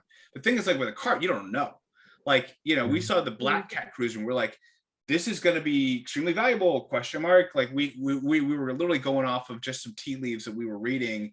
And, you know, it wasn't quite as valuable as, say, Rambi Runner or, you know, Silver King or some of these other week 2 karts. But I mean, I think at this point in time, we're all reading between tea leaves anyway. We just don't know with karts, you know. And I think with drivers, it's like Meowser, going to invest in 1,400 like immediately, and it's going to have value. But like, you know, for a kart, you know, is the Merlion going to have extremely value? We don't know. We don't know. And so we just kind of have to work off of hitbox or, you know, there's obviously, you know, some kart skill or glider skill. And if you think that's valuable, you have that to work off of. But like drivers, you know, it's going to be an easy hit. I think if you're a stockbroker or whatever, like that's an easy win. But I tell you what, I'm just going to say this right now. Yellow off-roader, red crawly cart, invest in now, just do it. Because they've been popping up quite often recently. And don't be me, don't take the Zoom Broom to 700. It might have great coverage, but it does not. I actually got sick of driving it in the New Year's tour. I just hate it. That Zoom Broom is just a stick. I'm sorry, it's just like a stick. Yeah. Am I the only one that likes the Zoom Broom? I like it. I think you might be. I mean, anyone else? It's no, I don't. I can't use that thing. So I'm just like, oh my gosh, I've got a witcher. I couldn't have it's just going on a stick. Chris, you got some defending to do, man. Why do you like the Zoom Broom so much? Yeah, I think it's because as you turn, I mean, it's obviously has a very narrow front to back hitbox or whatever the appropriate terms are, but as you turn, you actually have a fairly wide hitbox. And so if you're going around, especially with a coin box driver, if you release the coin box and you get out of the sort of the mindset of just driving straight with a large hitbox, if you're actually going around a curve or kind of bouncing back and forth, I feel like you can actually kind of sweep quite a lot. I also feel like there's a little bit of this is probably something dumb, but maybe that narrow hitbox. I mean, if for some reason I think like if somebody's firing a green shell back at me or something, it's like good luck, because I'm sitting here all skinny when I want to be. And I'm probably also not skilled enough to like be able to tell the different intricacies of how a certain cart drives. You know, like I know like Jeeves loves the blooper or something. I couldn't tell you how the blooper handles differently from in the other car, you know. So take everything I'm saying with a grain of salt. I'm not like the biggest cart guy, but yeah, I think that sort of wide, you know, sort of lateral thing, it's kind of fun. I do actually agree with you. The problem I have with it, yeah, it has that wide hitbox, but the arc you have to take into a corner to actually make that work is a little awkward. And it's super wide too. With like another cart, you could actually go at a much steeper angle and get a good turn in and still get that collection. Yeah. Especially comparing it to some of the large hitbox, like, you know, the off-road or something. But if you're comparing it to like, you know, a cart with the small hitbox, you can actually, a small hitbox car, no matter what you do, is gonna be a small hitbox. Versus the Zoom Room, I think you at least have a little bit of versatility there. So, not my favorite cart. I just don't hate it like everybody else. Angelita, actually, I was going to say that it does come in handy actually for Bowser's Castle, because if you have a coin box driver who's going to take that first bend before you get to those two dreaded pathways where you go through the tunnel, or the other one like with the spikes where you always get stuck. And if you've got that coin box on that end and you're spinning around on the Zoom Room, this is the one good thing I do like about it, by the way. It's like, yeah, you can get the coins as you go around the corner, but I think I probably just need a little bit more practice using it before I totally write it off. So, but yeah, it's still a stick. Yeah, the minute. You know. So. Yeah. A broomstick in that. I will say, I saw Sammy D on his video today. He was using the black dozer. I love the black dozer. He doesn't like the way it feels. I feel so powerful driving it, man. So it might be personal preference. It might be getting used to it, and you know, who knows? I do feel that there is a different, a dramatic use difference with the Zoom Room that I can't get used to, but maybe you could master it and get very familiar with it. To me, I just feel like I end up losing the combo. But yeah, so all solid points. I think originally, Chris, I think your point is that, you know, you have these items like the Zoom Broom where, you know, it comes out with these 100 pipes, and like literally everything that is coming out of that pipe is absolutely awesome.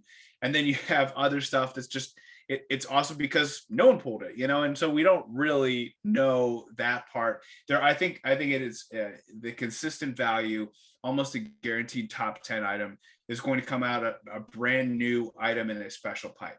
Everything else is kind of a crapshoot. I think that, you know, Kamek was just such an epic driver because it was the only new driver in so long that we had. I think Meowser could be that way. In worst case scenario, he's got a wide hitbox. I will say, it's a hot take, I'm not a huge fan of Santa Bowser. I know that I dressed up as him a couple times, but that's not why. The reason I'm saying is that for all cup ranking, I rarely ever get to use him. Now, here's the thing: is he's got this awesome hitbox. The downside is like his tracks. I don't get to use him very often. Even in the all cup ranking where it was the holiday tour, I think I only used him 3 times. But I also know, you know, FrenzyFans guy, I know that's one of your favorite drivers, and so, you know, I don't. I think hitbox is always going to make him, you know, kind of a tiebreaker win there. But I think that there are so many drivers that are going to come out that we're going to, you know, think that could be awesome, and then we don't find it's quite as awesome. I think for Santa Bowser, me personally, is that there was that exclusive aspect of it where he was in a pipe.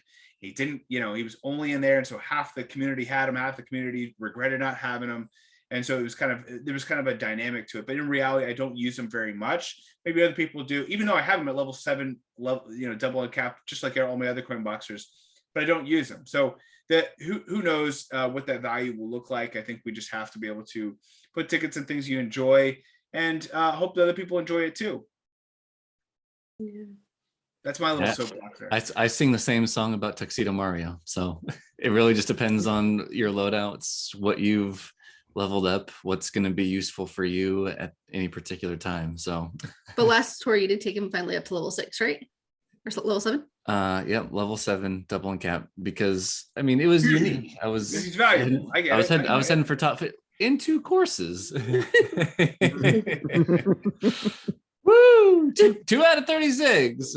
I probably could have left him alone and still gotten top 50. Well, as of yesterday, hey, by the way, great job on that top 100. If we hadn't announced, that was your second top 100, right? It was, yeah. Huge fun. congratulations! Huge Thanks. Congratulations! We're seeing a lot of top 100s becoming a lot easier to obtain. Maybe potentially. We've seen so many people be able to get it here recently. So I'm sure just a matter of time. Angelita, right? You're next. You said. No, actually, what I was going to say was something different. I was going to say to FrenzyFan girl, congratulations on your top 1,000 badge, because you fought hard for that, so well done, sweetheart. Well done. Thank you very much. It'll be a long time before I try again. No, but it was I'll give you a couple more tours. Yeah, right. Once my fingernail grows back. See, the thing is with you though, you have this huge stash of tickets that if you were just to invest in all of your stuff, then it wouldn't take a whole lot of time. I don't have that many tickets left. No, you got plenty of tickets. Now who's the hoarder? Definitely. But, all right, so we still have a decent amount of time. I don't think we've really answered many of the questions, but we're on somewhere out there. We're on the topic of Waluigi versus Wario versus Waluigi.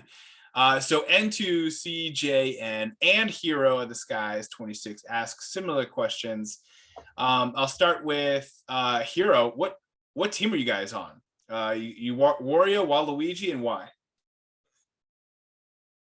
I'll say Waluigi smart for obvious reasons. Go ahead, Angelita. I'm playing my smart. Okay. I've got the main account and also my son's account. So what I'm going to do on my son's account, I'm going to go for Team Wario, see what the tracks are like, and then decide from there what I'm going to do on the other account and see how that kind of pans out. So one will win, one will lose. But yeah. No matter what, your son's going to probably lose what you're saying. Probably, yeah. But no, because I know that, well, I mean, I think it's a tour that I've wanted to see, because I know that John's wanted to see this tour as well for quite a while. And it's like, yeah, little short Oompa Loompa guy with tall, skinny legs who does like river dance. No disrespect to anybody who's Irish, but river dance really, really freaks me out with the legs flying everywhere. Yeah, and I don't know how they do it, but yeah, no, they're just binary, they just do it, and it's it's great. But I don't like how in the world you do it, like elastic. But it's going to be. Last time I lost, I came on the losing team because I chose Toadette. And all the other times I've used the teams that have come first. So I'm thinking to myself, well, if I go Wario 1, Waluigi on the other, I can't go wrong. I might change my mind. Don't know yet. And that leads me to to CJN's question, which is, does it really matter? If it does, what strategy does it take to pick the winning team? I feel like the loot isn't that great this one, right? It's just like 5 rubies and 2,000 coins. Yeah. Yeah. It really only affects your pride. Yeah. Whether you win or not. And if you get a badge, you win or not. So I have a question with these with the new courses that are going to be, there's probably going to be like the normal, the reverse, and the trick, and maybe an RT of the ships. Oh, what is it called? Shipyard. Thank you. KnightRoso was mentioning that there are like a lot of blues and purples and kind of like dark colors. I'm wondering with the Waluigi coins if they're also purple versus the Wario orange coins. if one will be easier to like detect or get the coins versus, see what I'm saying? Like if the purple ones, they kind of like, It's a stretch. I don't know. I know what you're saying. You're thinking like complementary colors. It probably is. The orange is kind of pops. So here's the thing: is actually on the way home from work today, I was thinking about this very question. I was like, who am I going to choose?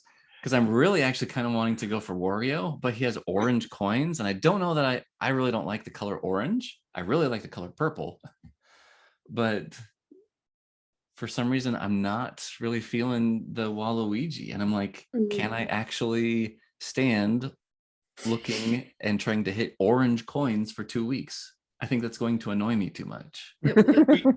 So like on a scale of 1 to 10, like orange is a 1, like you hate orange. Yeah, I really don't like orange, and I really like purple. You know, But for some reason, the reason that I want to do Wario is because all of the Bowsers are on his team, and so I feel like if I were to go Waluigi, okay, then I would be betraying Bowser. And Well, let's have a split household. You go Wario, I'll go Waluigi, because I have better loadouts for Waluigi's like drivers on the list than Wario's. okay, I could see a contest. See who gets more tokens between the Let's two. do it. That would be fun. We'll get more tokens, but just between the two of us.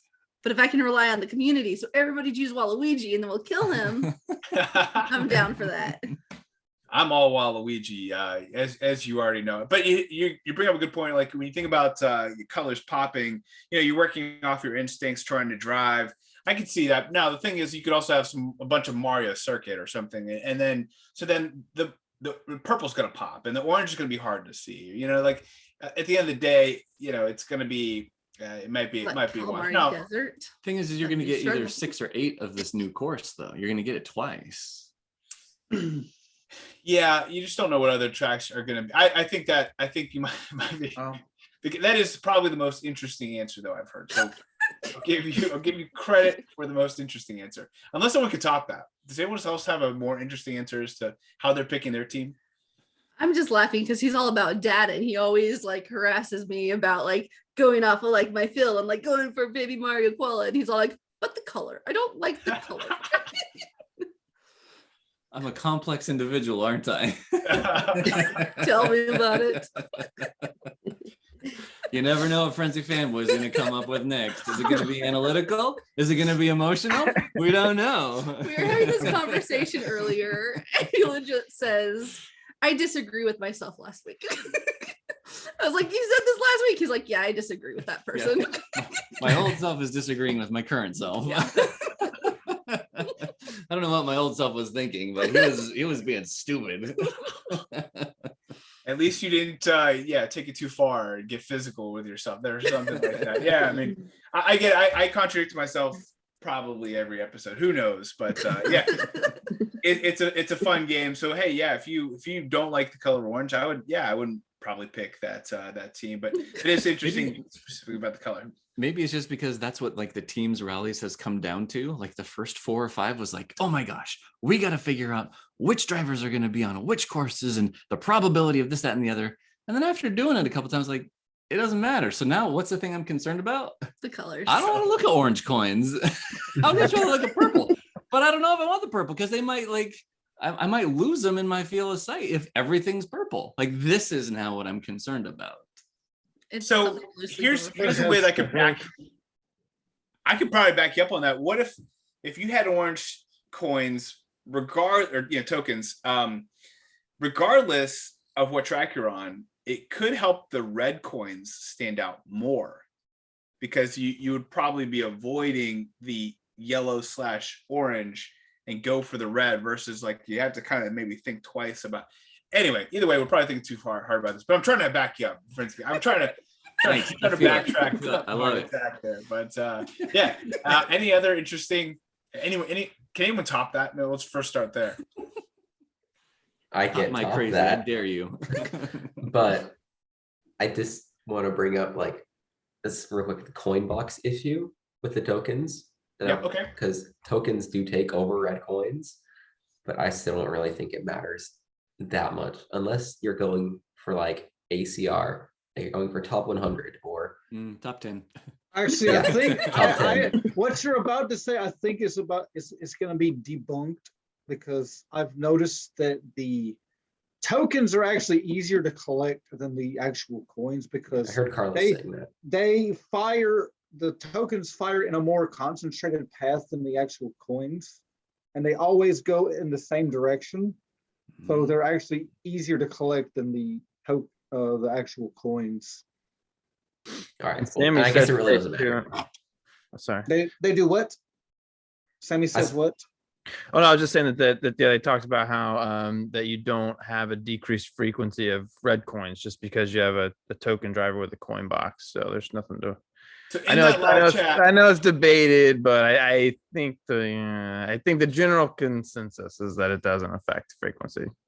Didn't Hydra do a thing on that where like he took a coin box and made it 100% tokens, and then he got 0 red coins, and he proved that tokens overtake red coins. Well, it overtakes any kind of coin. Right. It doesn't matter what color it is. Yeah. So I'll mention something. I saw Sammy D's video today, and I thought the same thing that you said just now, ThisBeChris, which is that that it does not override.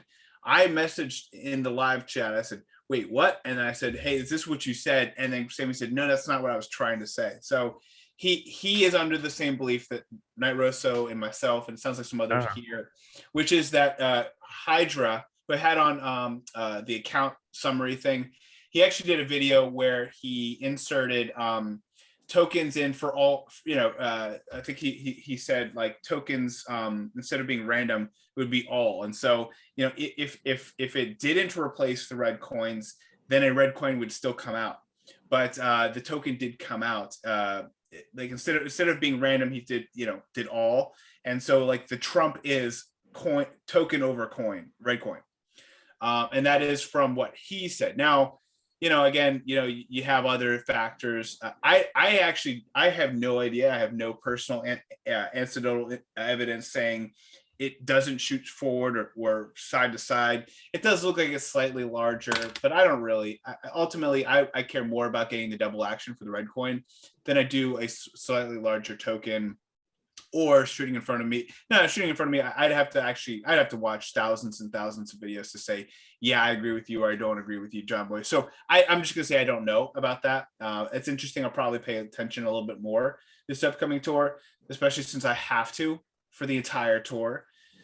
So we'll I think ultimately I don't you may not even care unless you're going for all cup ranking, but I would say in general, yeah, some people pick the team that does not have as many coin box drivers, which I believe the Waluigi team has less.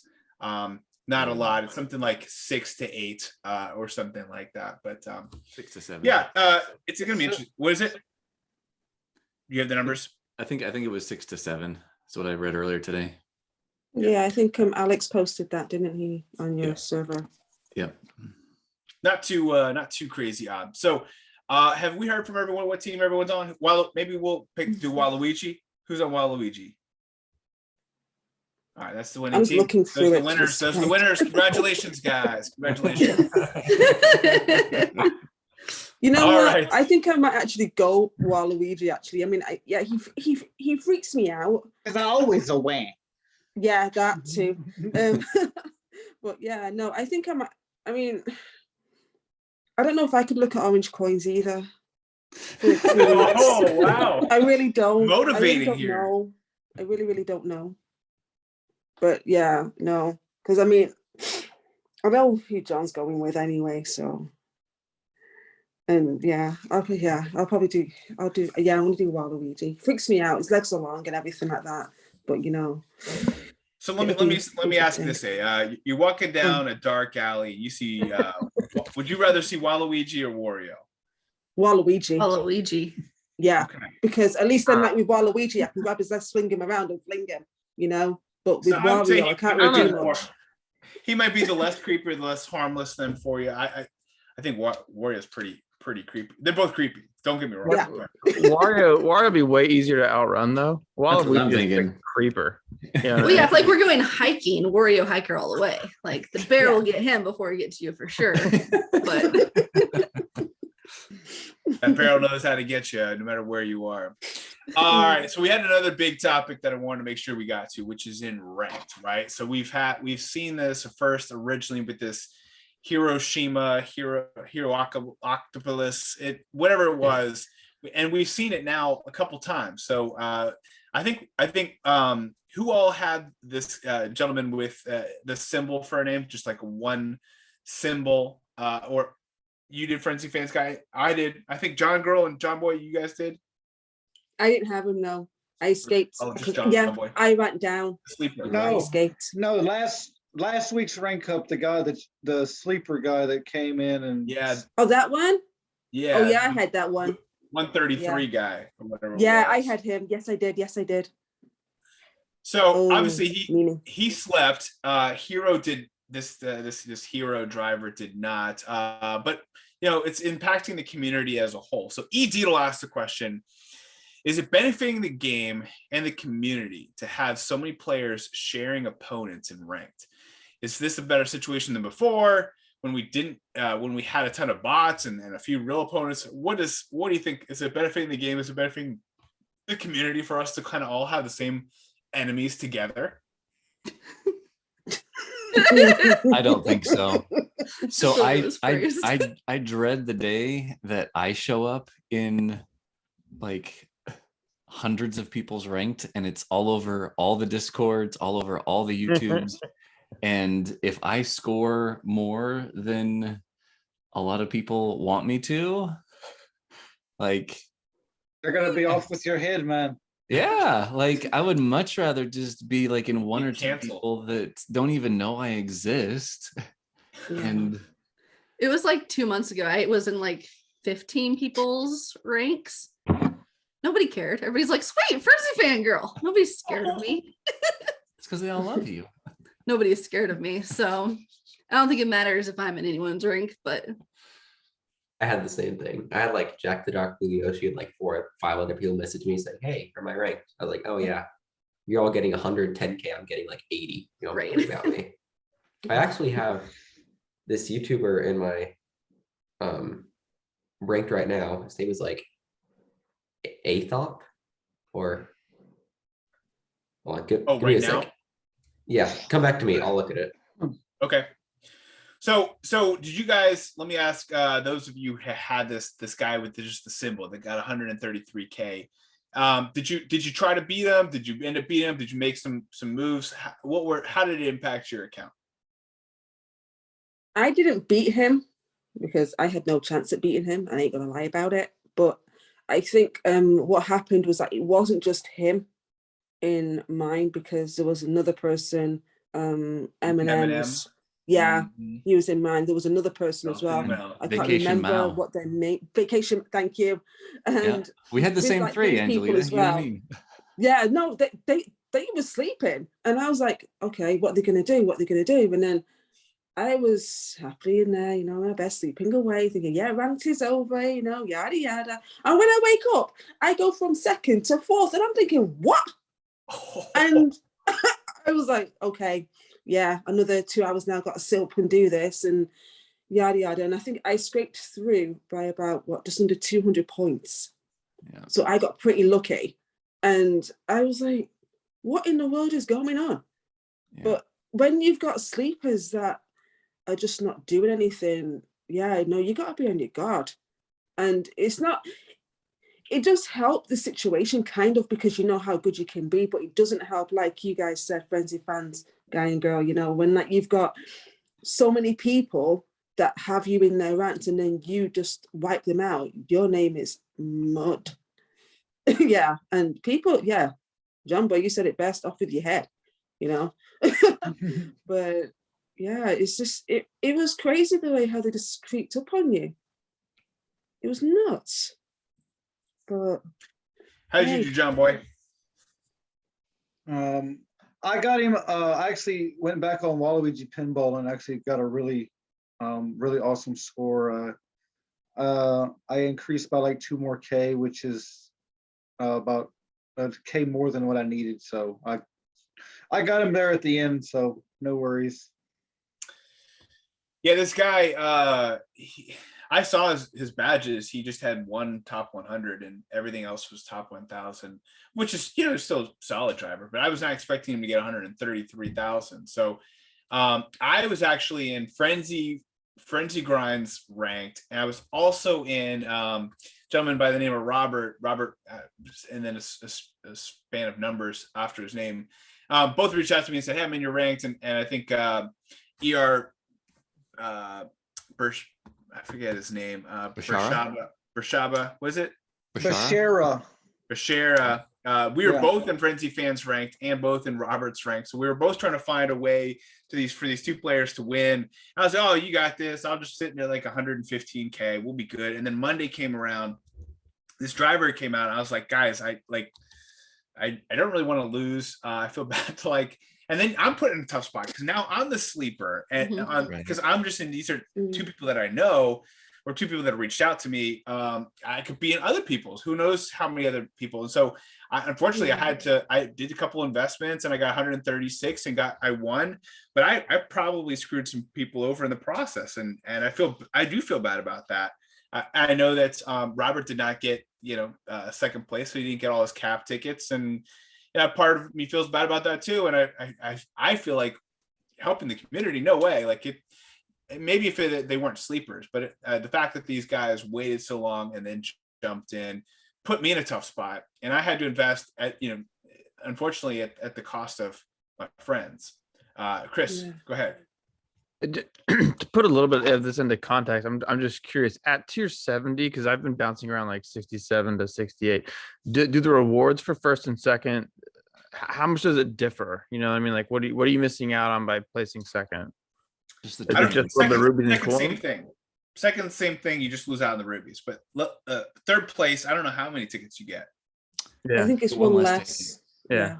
I was just curious because I don't know. I'm not good enough to be in any of those shoes, but and I love how within the community in general, if it's like you're in somebody else's ranked or vice versa, you reach out. Oftentimes we reach out to each other and do that. But I think with the hero stuff, I think that's really different. Because no offense, if I'm ever level 70 and I'm in like everyone's ranked, I'm gonna do everything I can to beat everybody because that's just such a cool thing.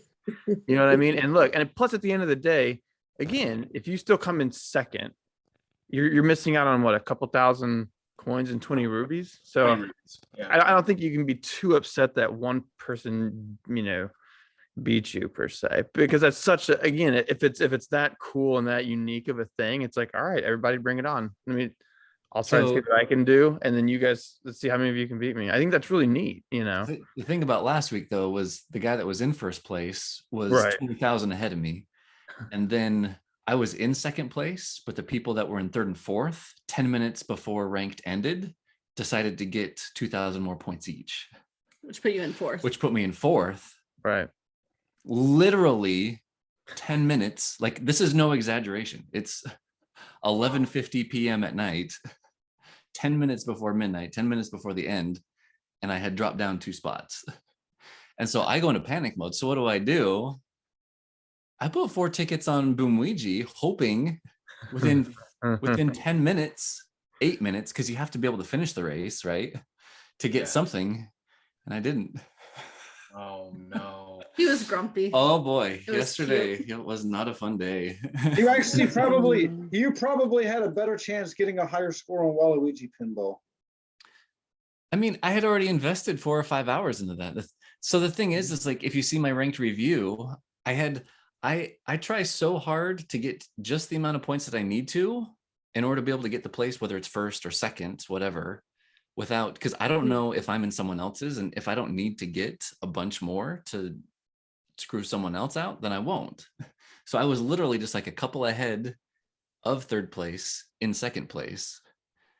And I was kicking myself because I had I just put 1 ticket on Waluigi when I was playing the course 3 days before the end of the tour, with that run, I would have gotten like 800 more points, which would have put me in the clear, and I wouldn't have worried about anything. But I was so concerned about trying to save tickets and not invest more tickets than I needed to in order to be able to get the place that I would be comfortable with, that I ended up getting in this situation, which granted wasn't very common. Like a lot of times it's 10 minutes before the end, like things are probably going to end the way that they are.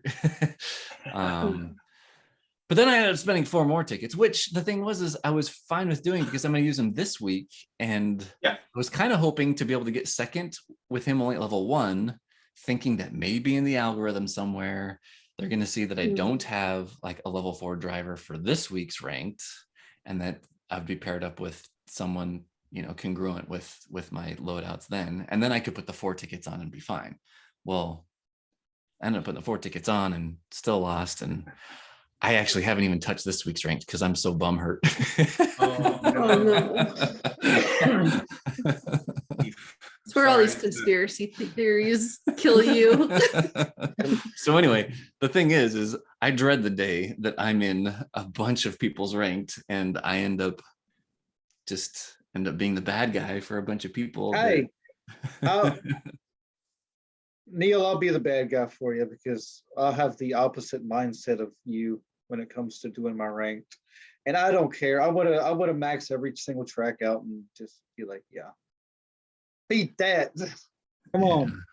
Yeah, I mean, see, here's the thing: is the week before I was so up for the challenge of trying to beat Hero, who had like 162,000 points too. Yeah, and I got real close. And yeah, I was bummed that I was like 71 points shy or something, but I was 71 points shy of 162,300 and some odd points. Like it was, like, but you didn't think me. But you didn't think about all those players you just killed that you didn't even know about. See, that's the thing. No. But see, this is the entire thing about this question. Is it's nice to not know that you're in other people's ranked. I think this is the basis of the question of right now we're seeing that you've got 2 or 3 or 4 people that are in a whole swath of people that are in these discords that are on like YouTube or whatever, and they're well known, and you can actually reach out and talk to them, right?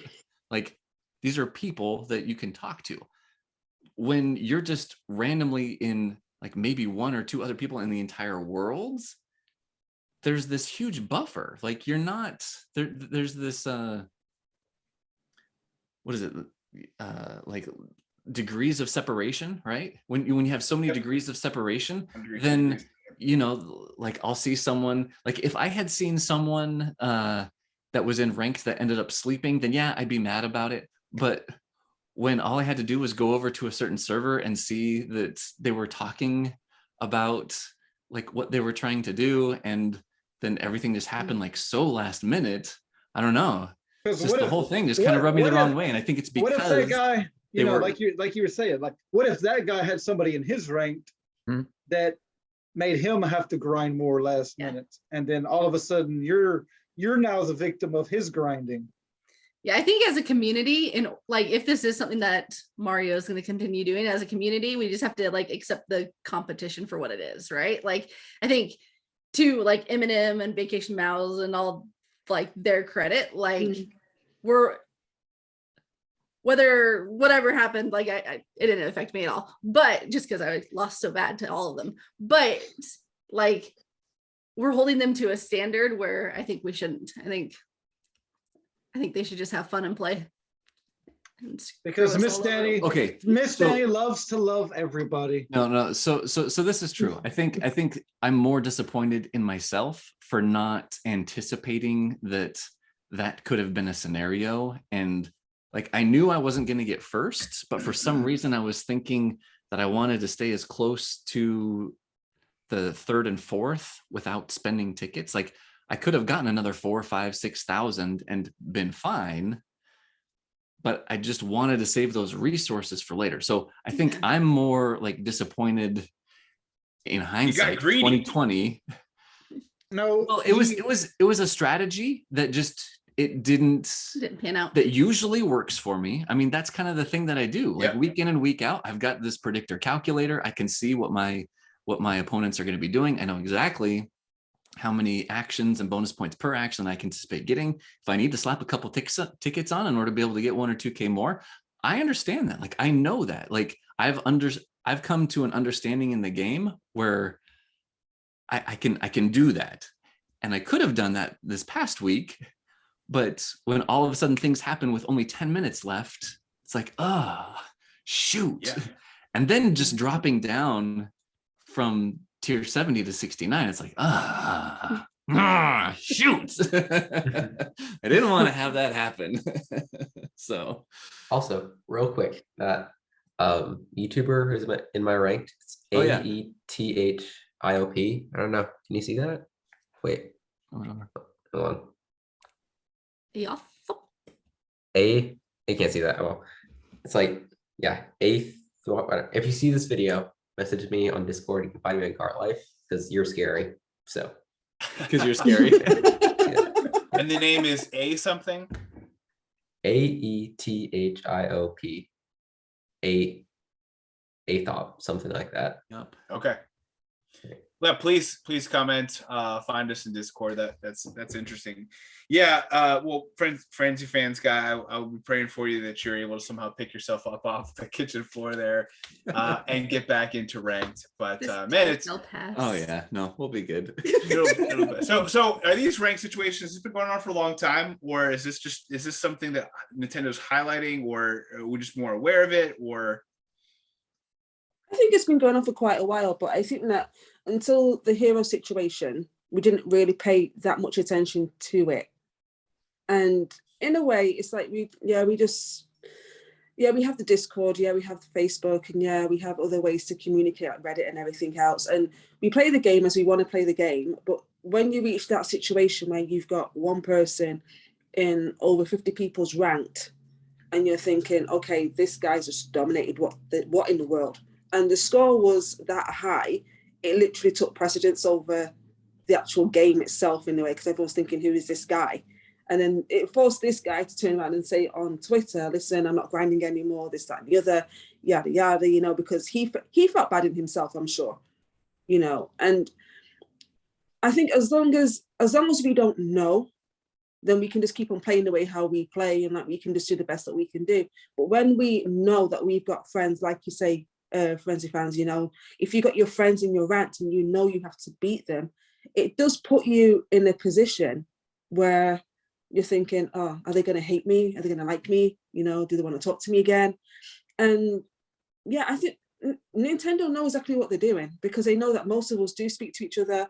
We do know each other, and it's not hard to find people.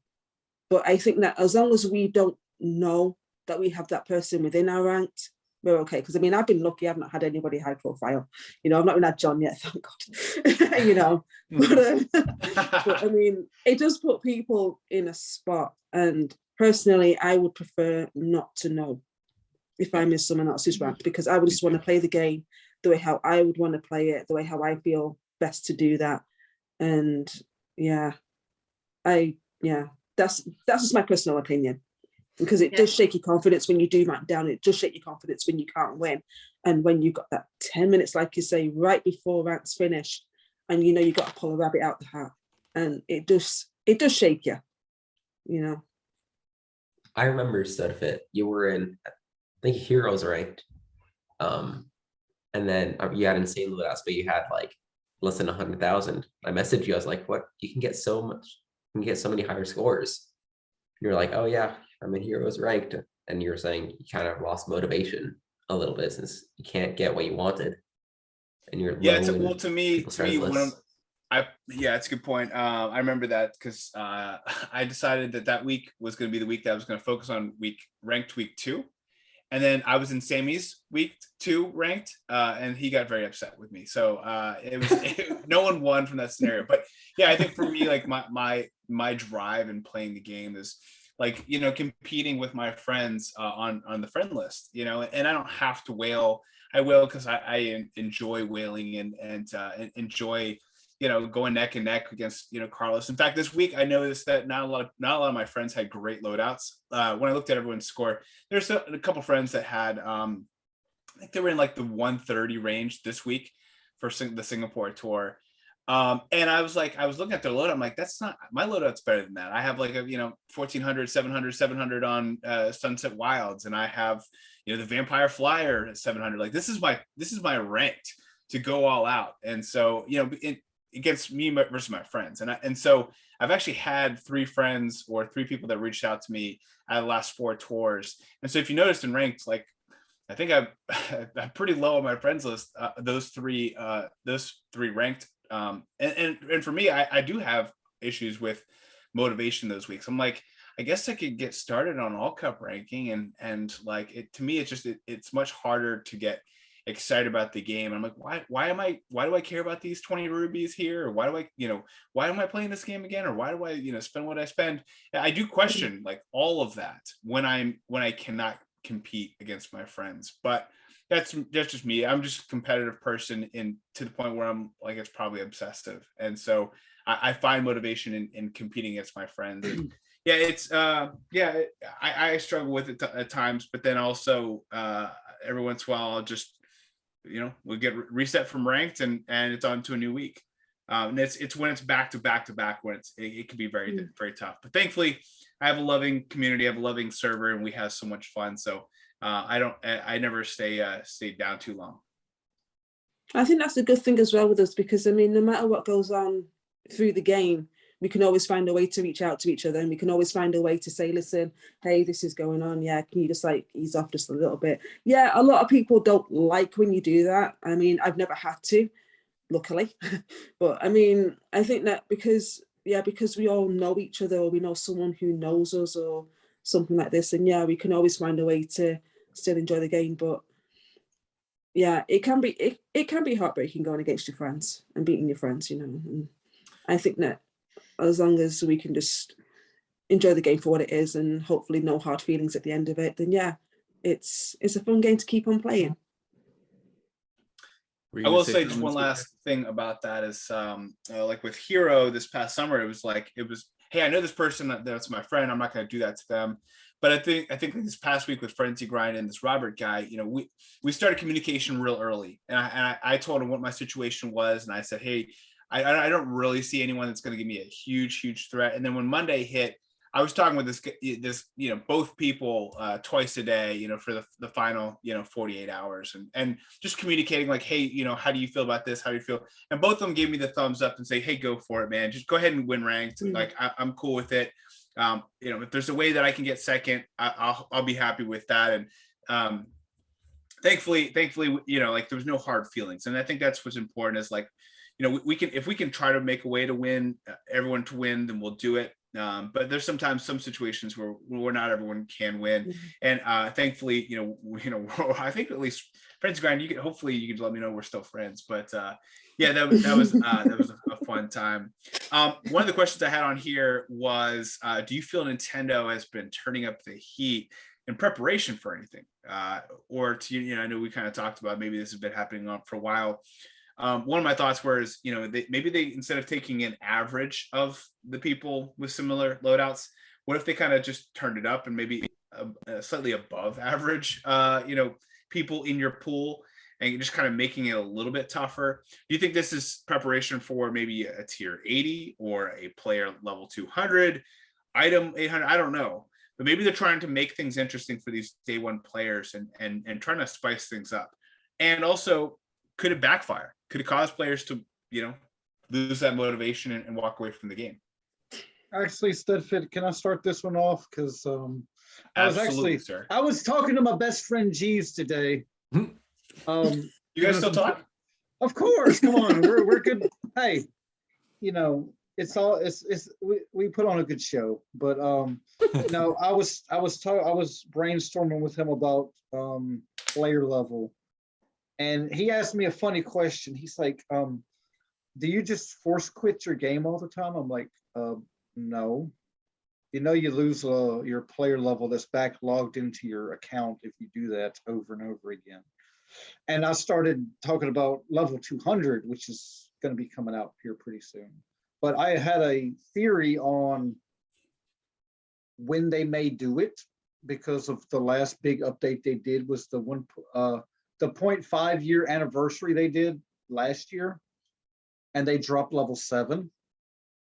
So this year, March or April, they're going to do a 3-tour celebration that's going to end with the big update. And it's probably going to have level 200 and raise the tiers up, is what I'm thinking, because that's what they did last year. They better not do level 8 or we're all gonna riot. It's not gonna, no. It's not gonna be level 8, because this is what they did. The half-year anniversary, they did 150. Then the next year, half-year anniversary, they did level 7. So this year anniversary, they're gonna do level 200. And they won't do level 8 until next year. Wait, when did you say they did 150? 150 was, I think, the half-year anniversary. Before the first anniversary of the game, they bumped it up to 150. Yeah, I think it was like Cooking Tour or something in the very first year. It was after the new year. It was, I think, the 0.5. It was before the 1-year anniversary, I know. Yeah. It was like 6 months, 7 months into the game, they did 150. And then the following year, they released level 7, which was this year, well, which was last year. So this year, they're probably going to bump it to 200 and increase the tier caps for ranked. And then the following year, next year, 2023, is when level 8 is going to come out, based on the pattern of how they've been rolling out their level updates and stuff in the past. Yeah, I can see that. I mean, I can certainly see that happening. I think that's, it's pretty strong bet that that'll happen. If I would put my money on it, I would say I would agree with that. But that's, I mean, it's still a little bit away. We're still in January.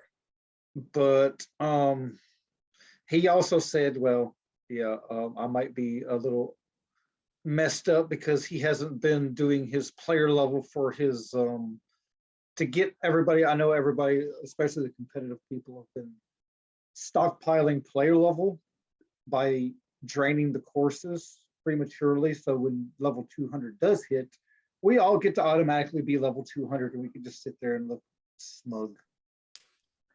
What if they don't though? What if everyone just starts at like level 150, 0%, like regardless of what you've done for the past?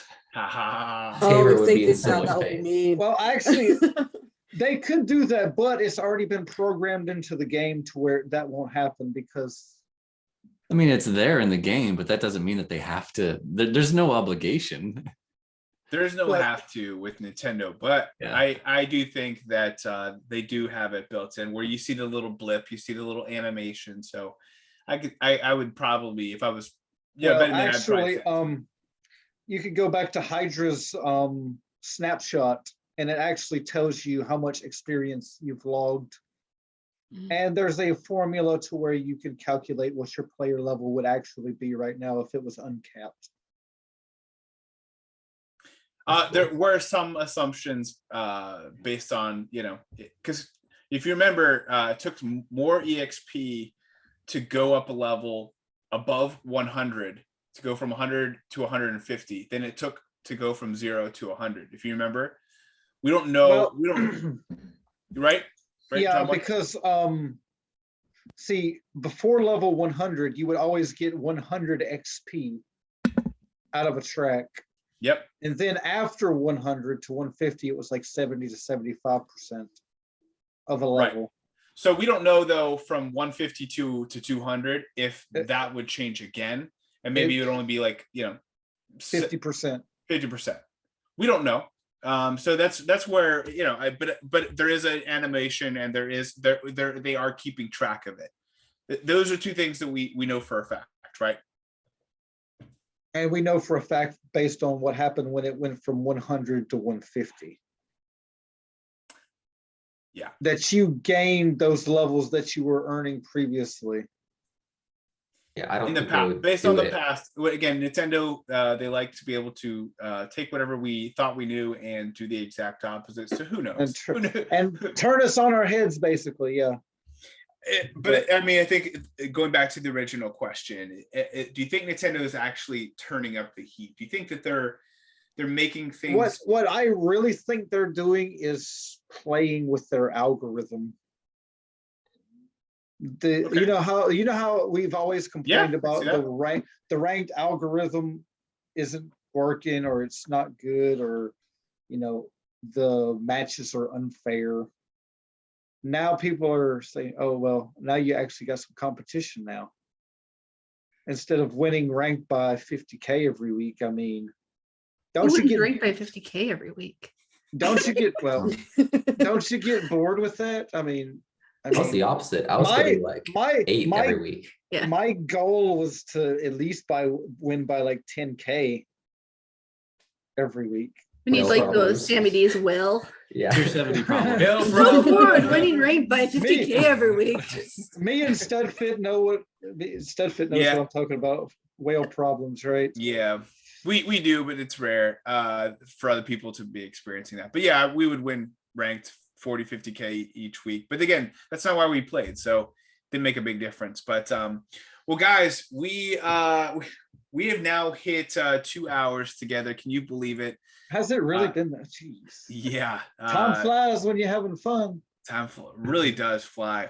But I do want to make sure we've been ending the series in what one tip would you give? What recommendation would you give to a new player? I think Nintendo's been catering to new players. I absolutely love hearing when there are new players in the community, when someone leaves a comment and says, hey, I'm new, like I appreciate your videos and I'm learning a lot. I'm like, oh, I should have told them about this. I should have mentioned this. And so it's been kind of fun. We've just been ending this series just saying, hey, if you're talking to a new person, here's one recommendation you'd have. I know you guys have all been on the show before, so hopefully you still have, another recommendation to give them. But that's how I figured we'd wrap up the show, and then wish everyone luck on the way out. So maybe we'll start again east to west. I know Angelita, you're ready to go to bed here. Actually, no, I'm not going to bed. Actually, I'm going to stay awake. Oh my gosh! Oh my gosh! I will be praying for but I'm not you, going to faint on the floor. All right. So what one tip would you give to a new player? To a new player, my advice is always the same: have fun. There's no right way. There's no wrong way. Reach out to people. Do what you do, and just remember that it is just a game at the end of the day. So there's no need to feel discouraged or anything. So yeah, just have fun. I like it. ThisBeChris. Shoot, if I had more time, I would say, to newer players, look into the plus skills, and concentrate your resources on drivers who have the best sort of bang for your buck in terms of your potential or your specific loadouts. Get involved in the spreadsheets early on, but understand that it's not an exact science. And if you love a character, if you love an item and you want to go all in on it, then go for it and have fun. There's no one right or wrong way to play the game, and that's what's cool is we can all share our different experiences and perspectives. Love it. John Boy. I guess like everybody else said, figure out what you want from the game. For one, for first, figure out what you want to do with the game, whether you want to play competitive, whether you want to do multiplayer, whether you want to just play casually. Figure out what you want from the game, and then there's plenty of tools and resources out there to get you to where you want to be in the game. If you want to play ACR, then there's tools and resources for that. FrenzyFans server has the calculator. ACR projections are there. If you want to play multiplayer, then we have a competitive league server for that. There's something for everybody, and there's no wrong way to play. And Yeah, just have fun. Awesome.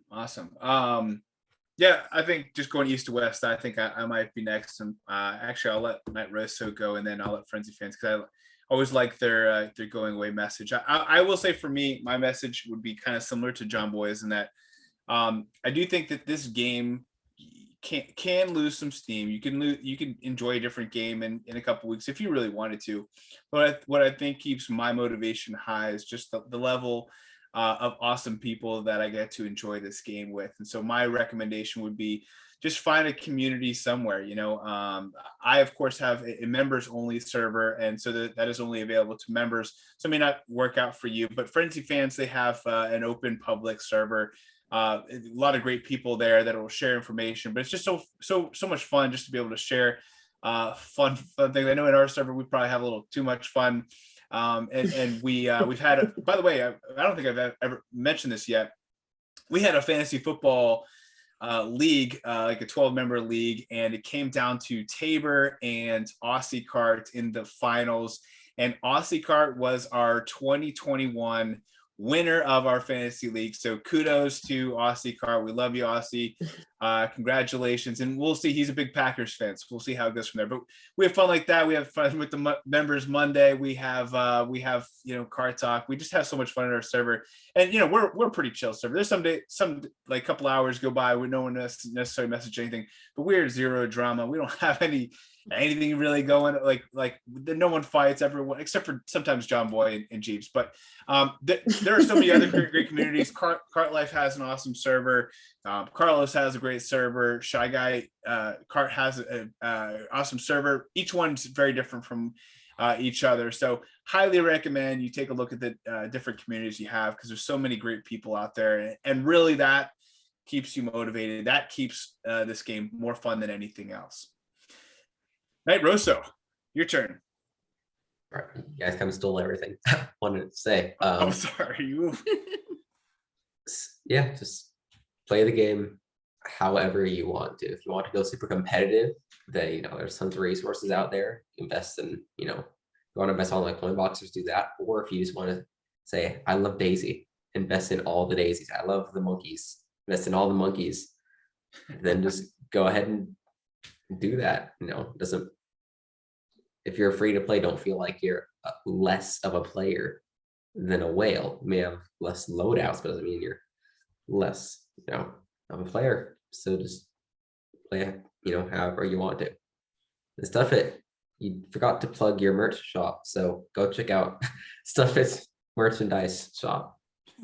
Thank you. Yeah, I was mentioning that in the pregame conversation.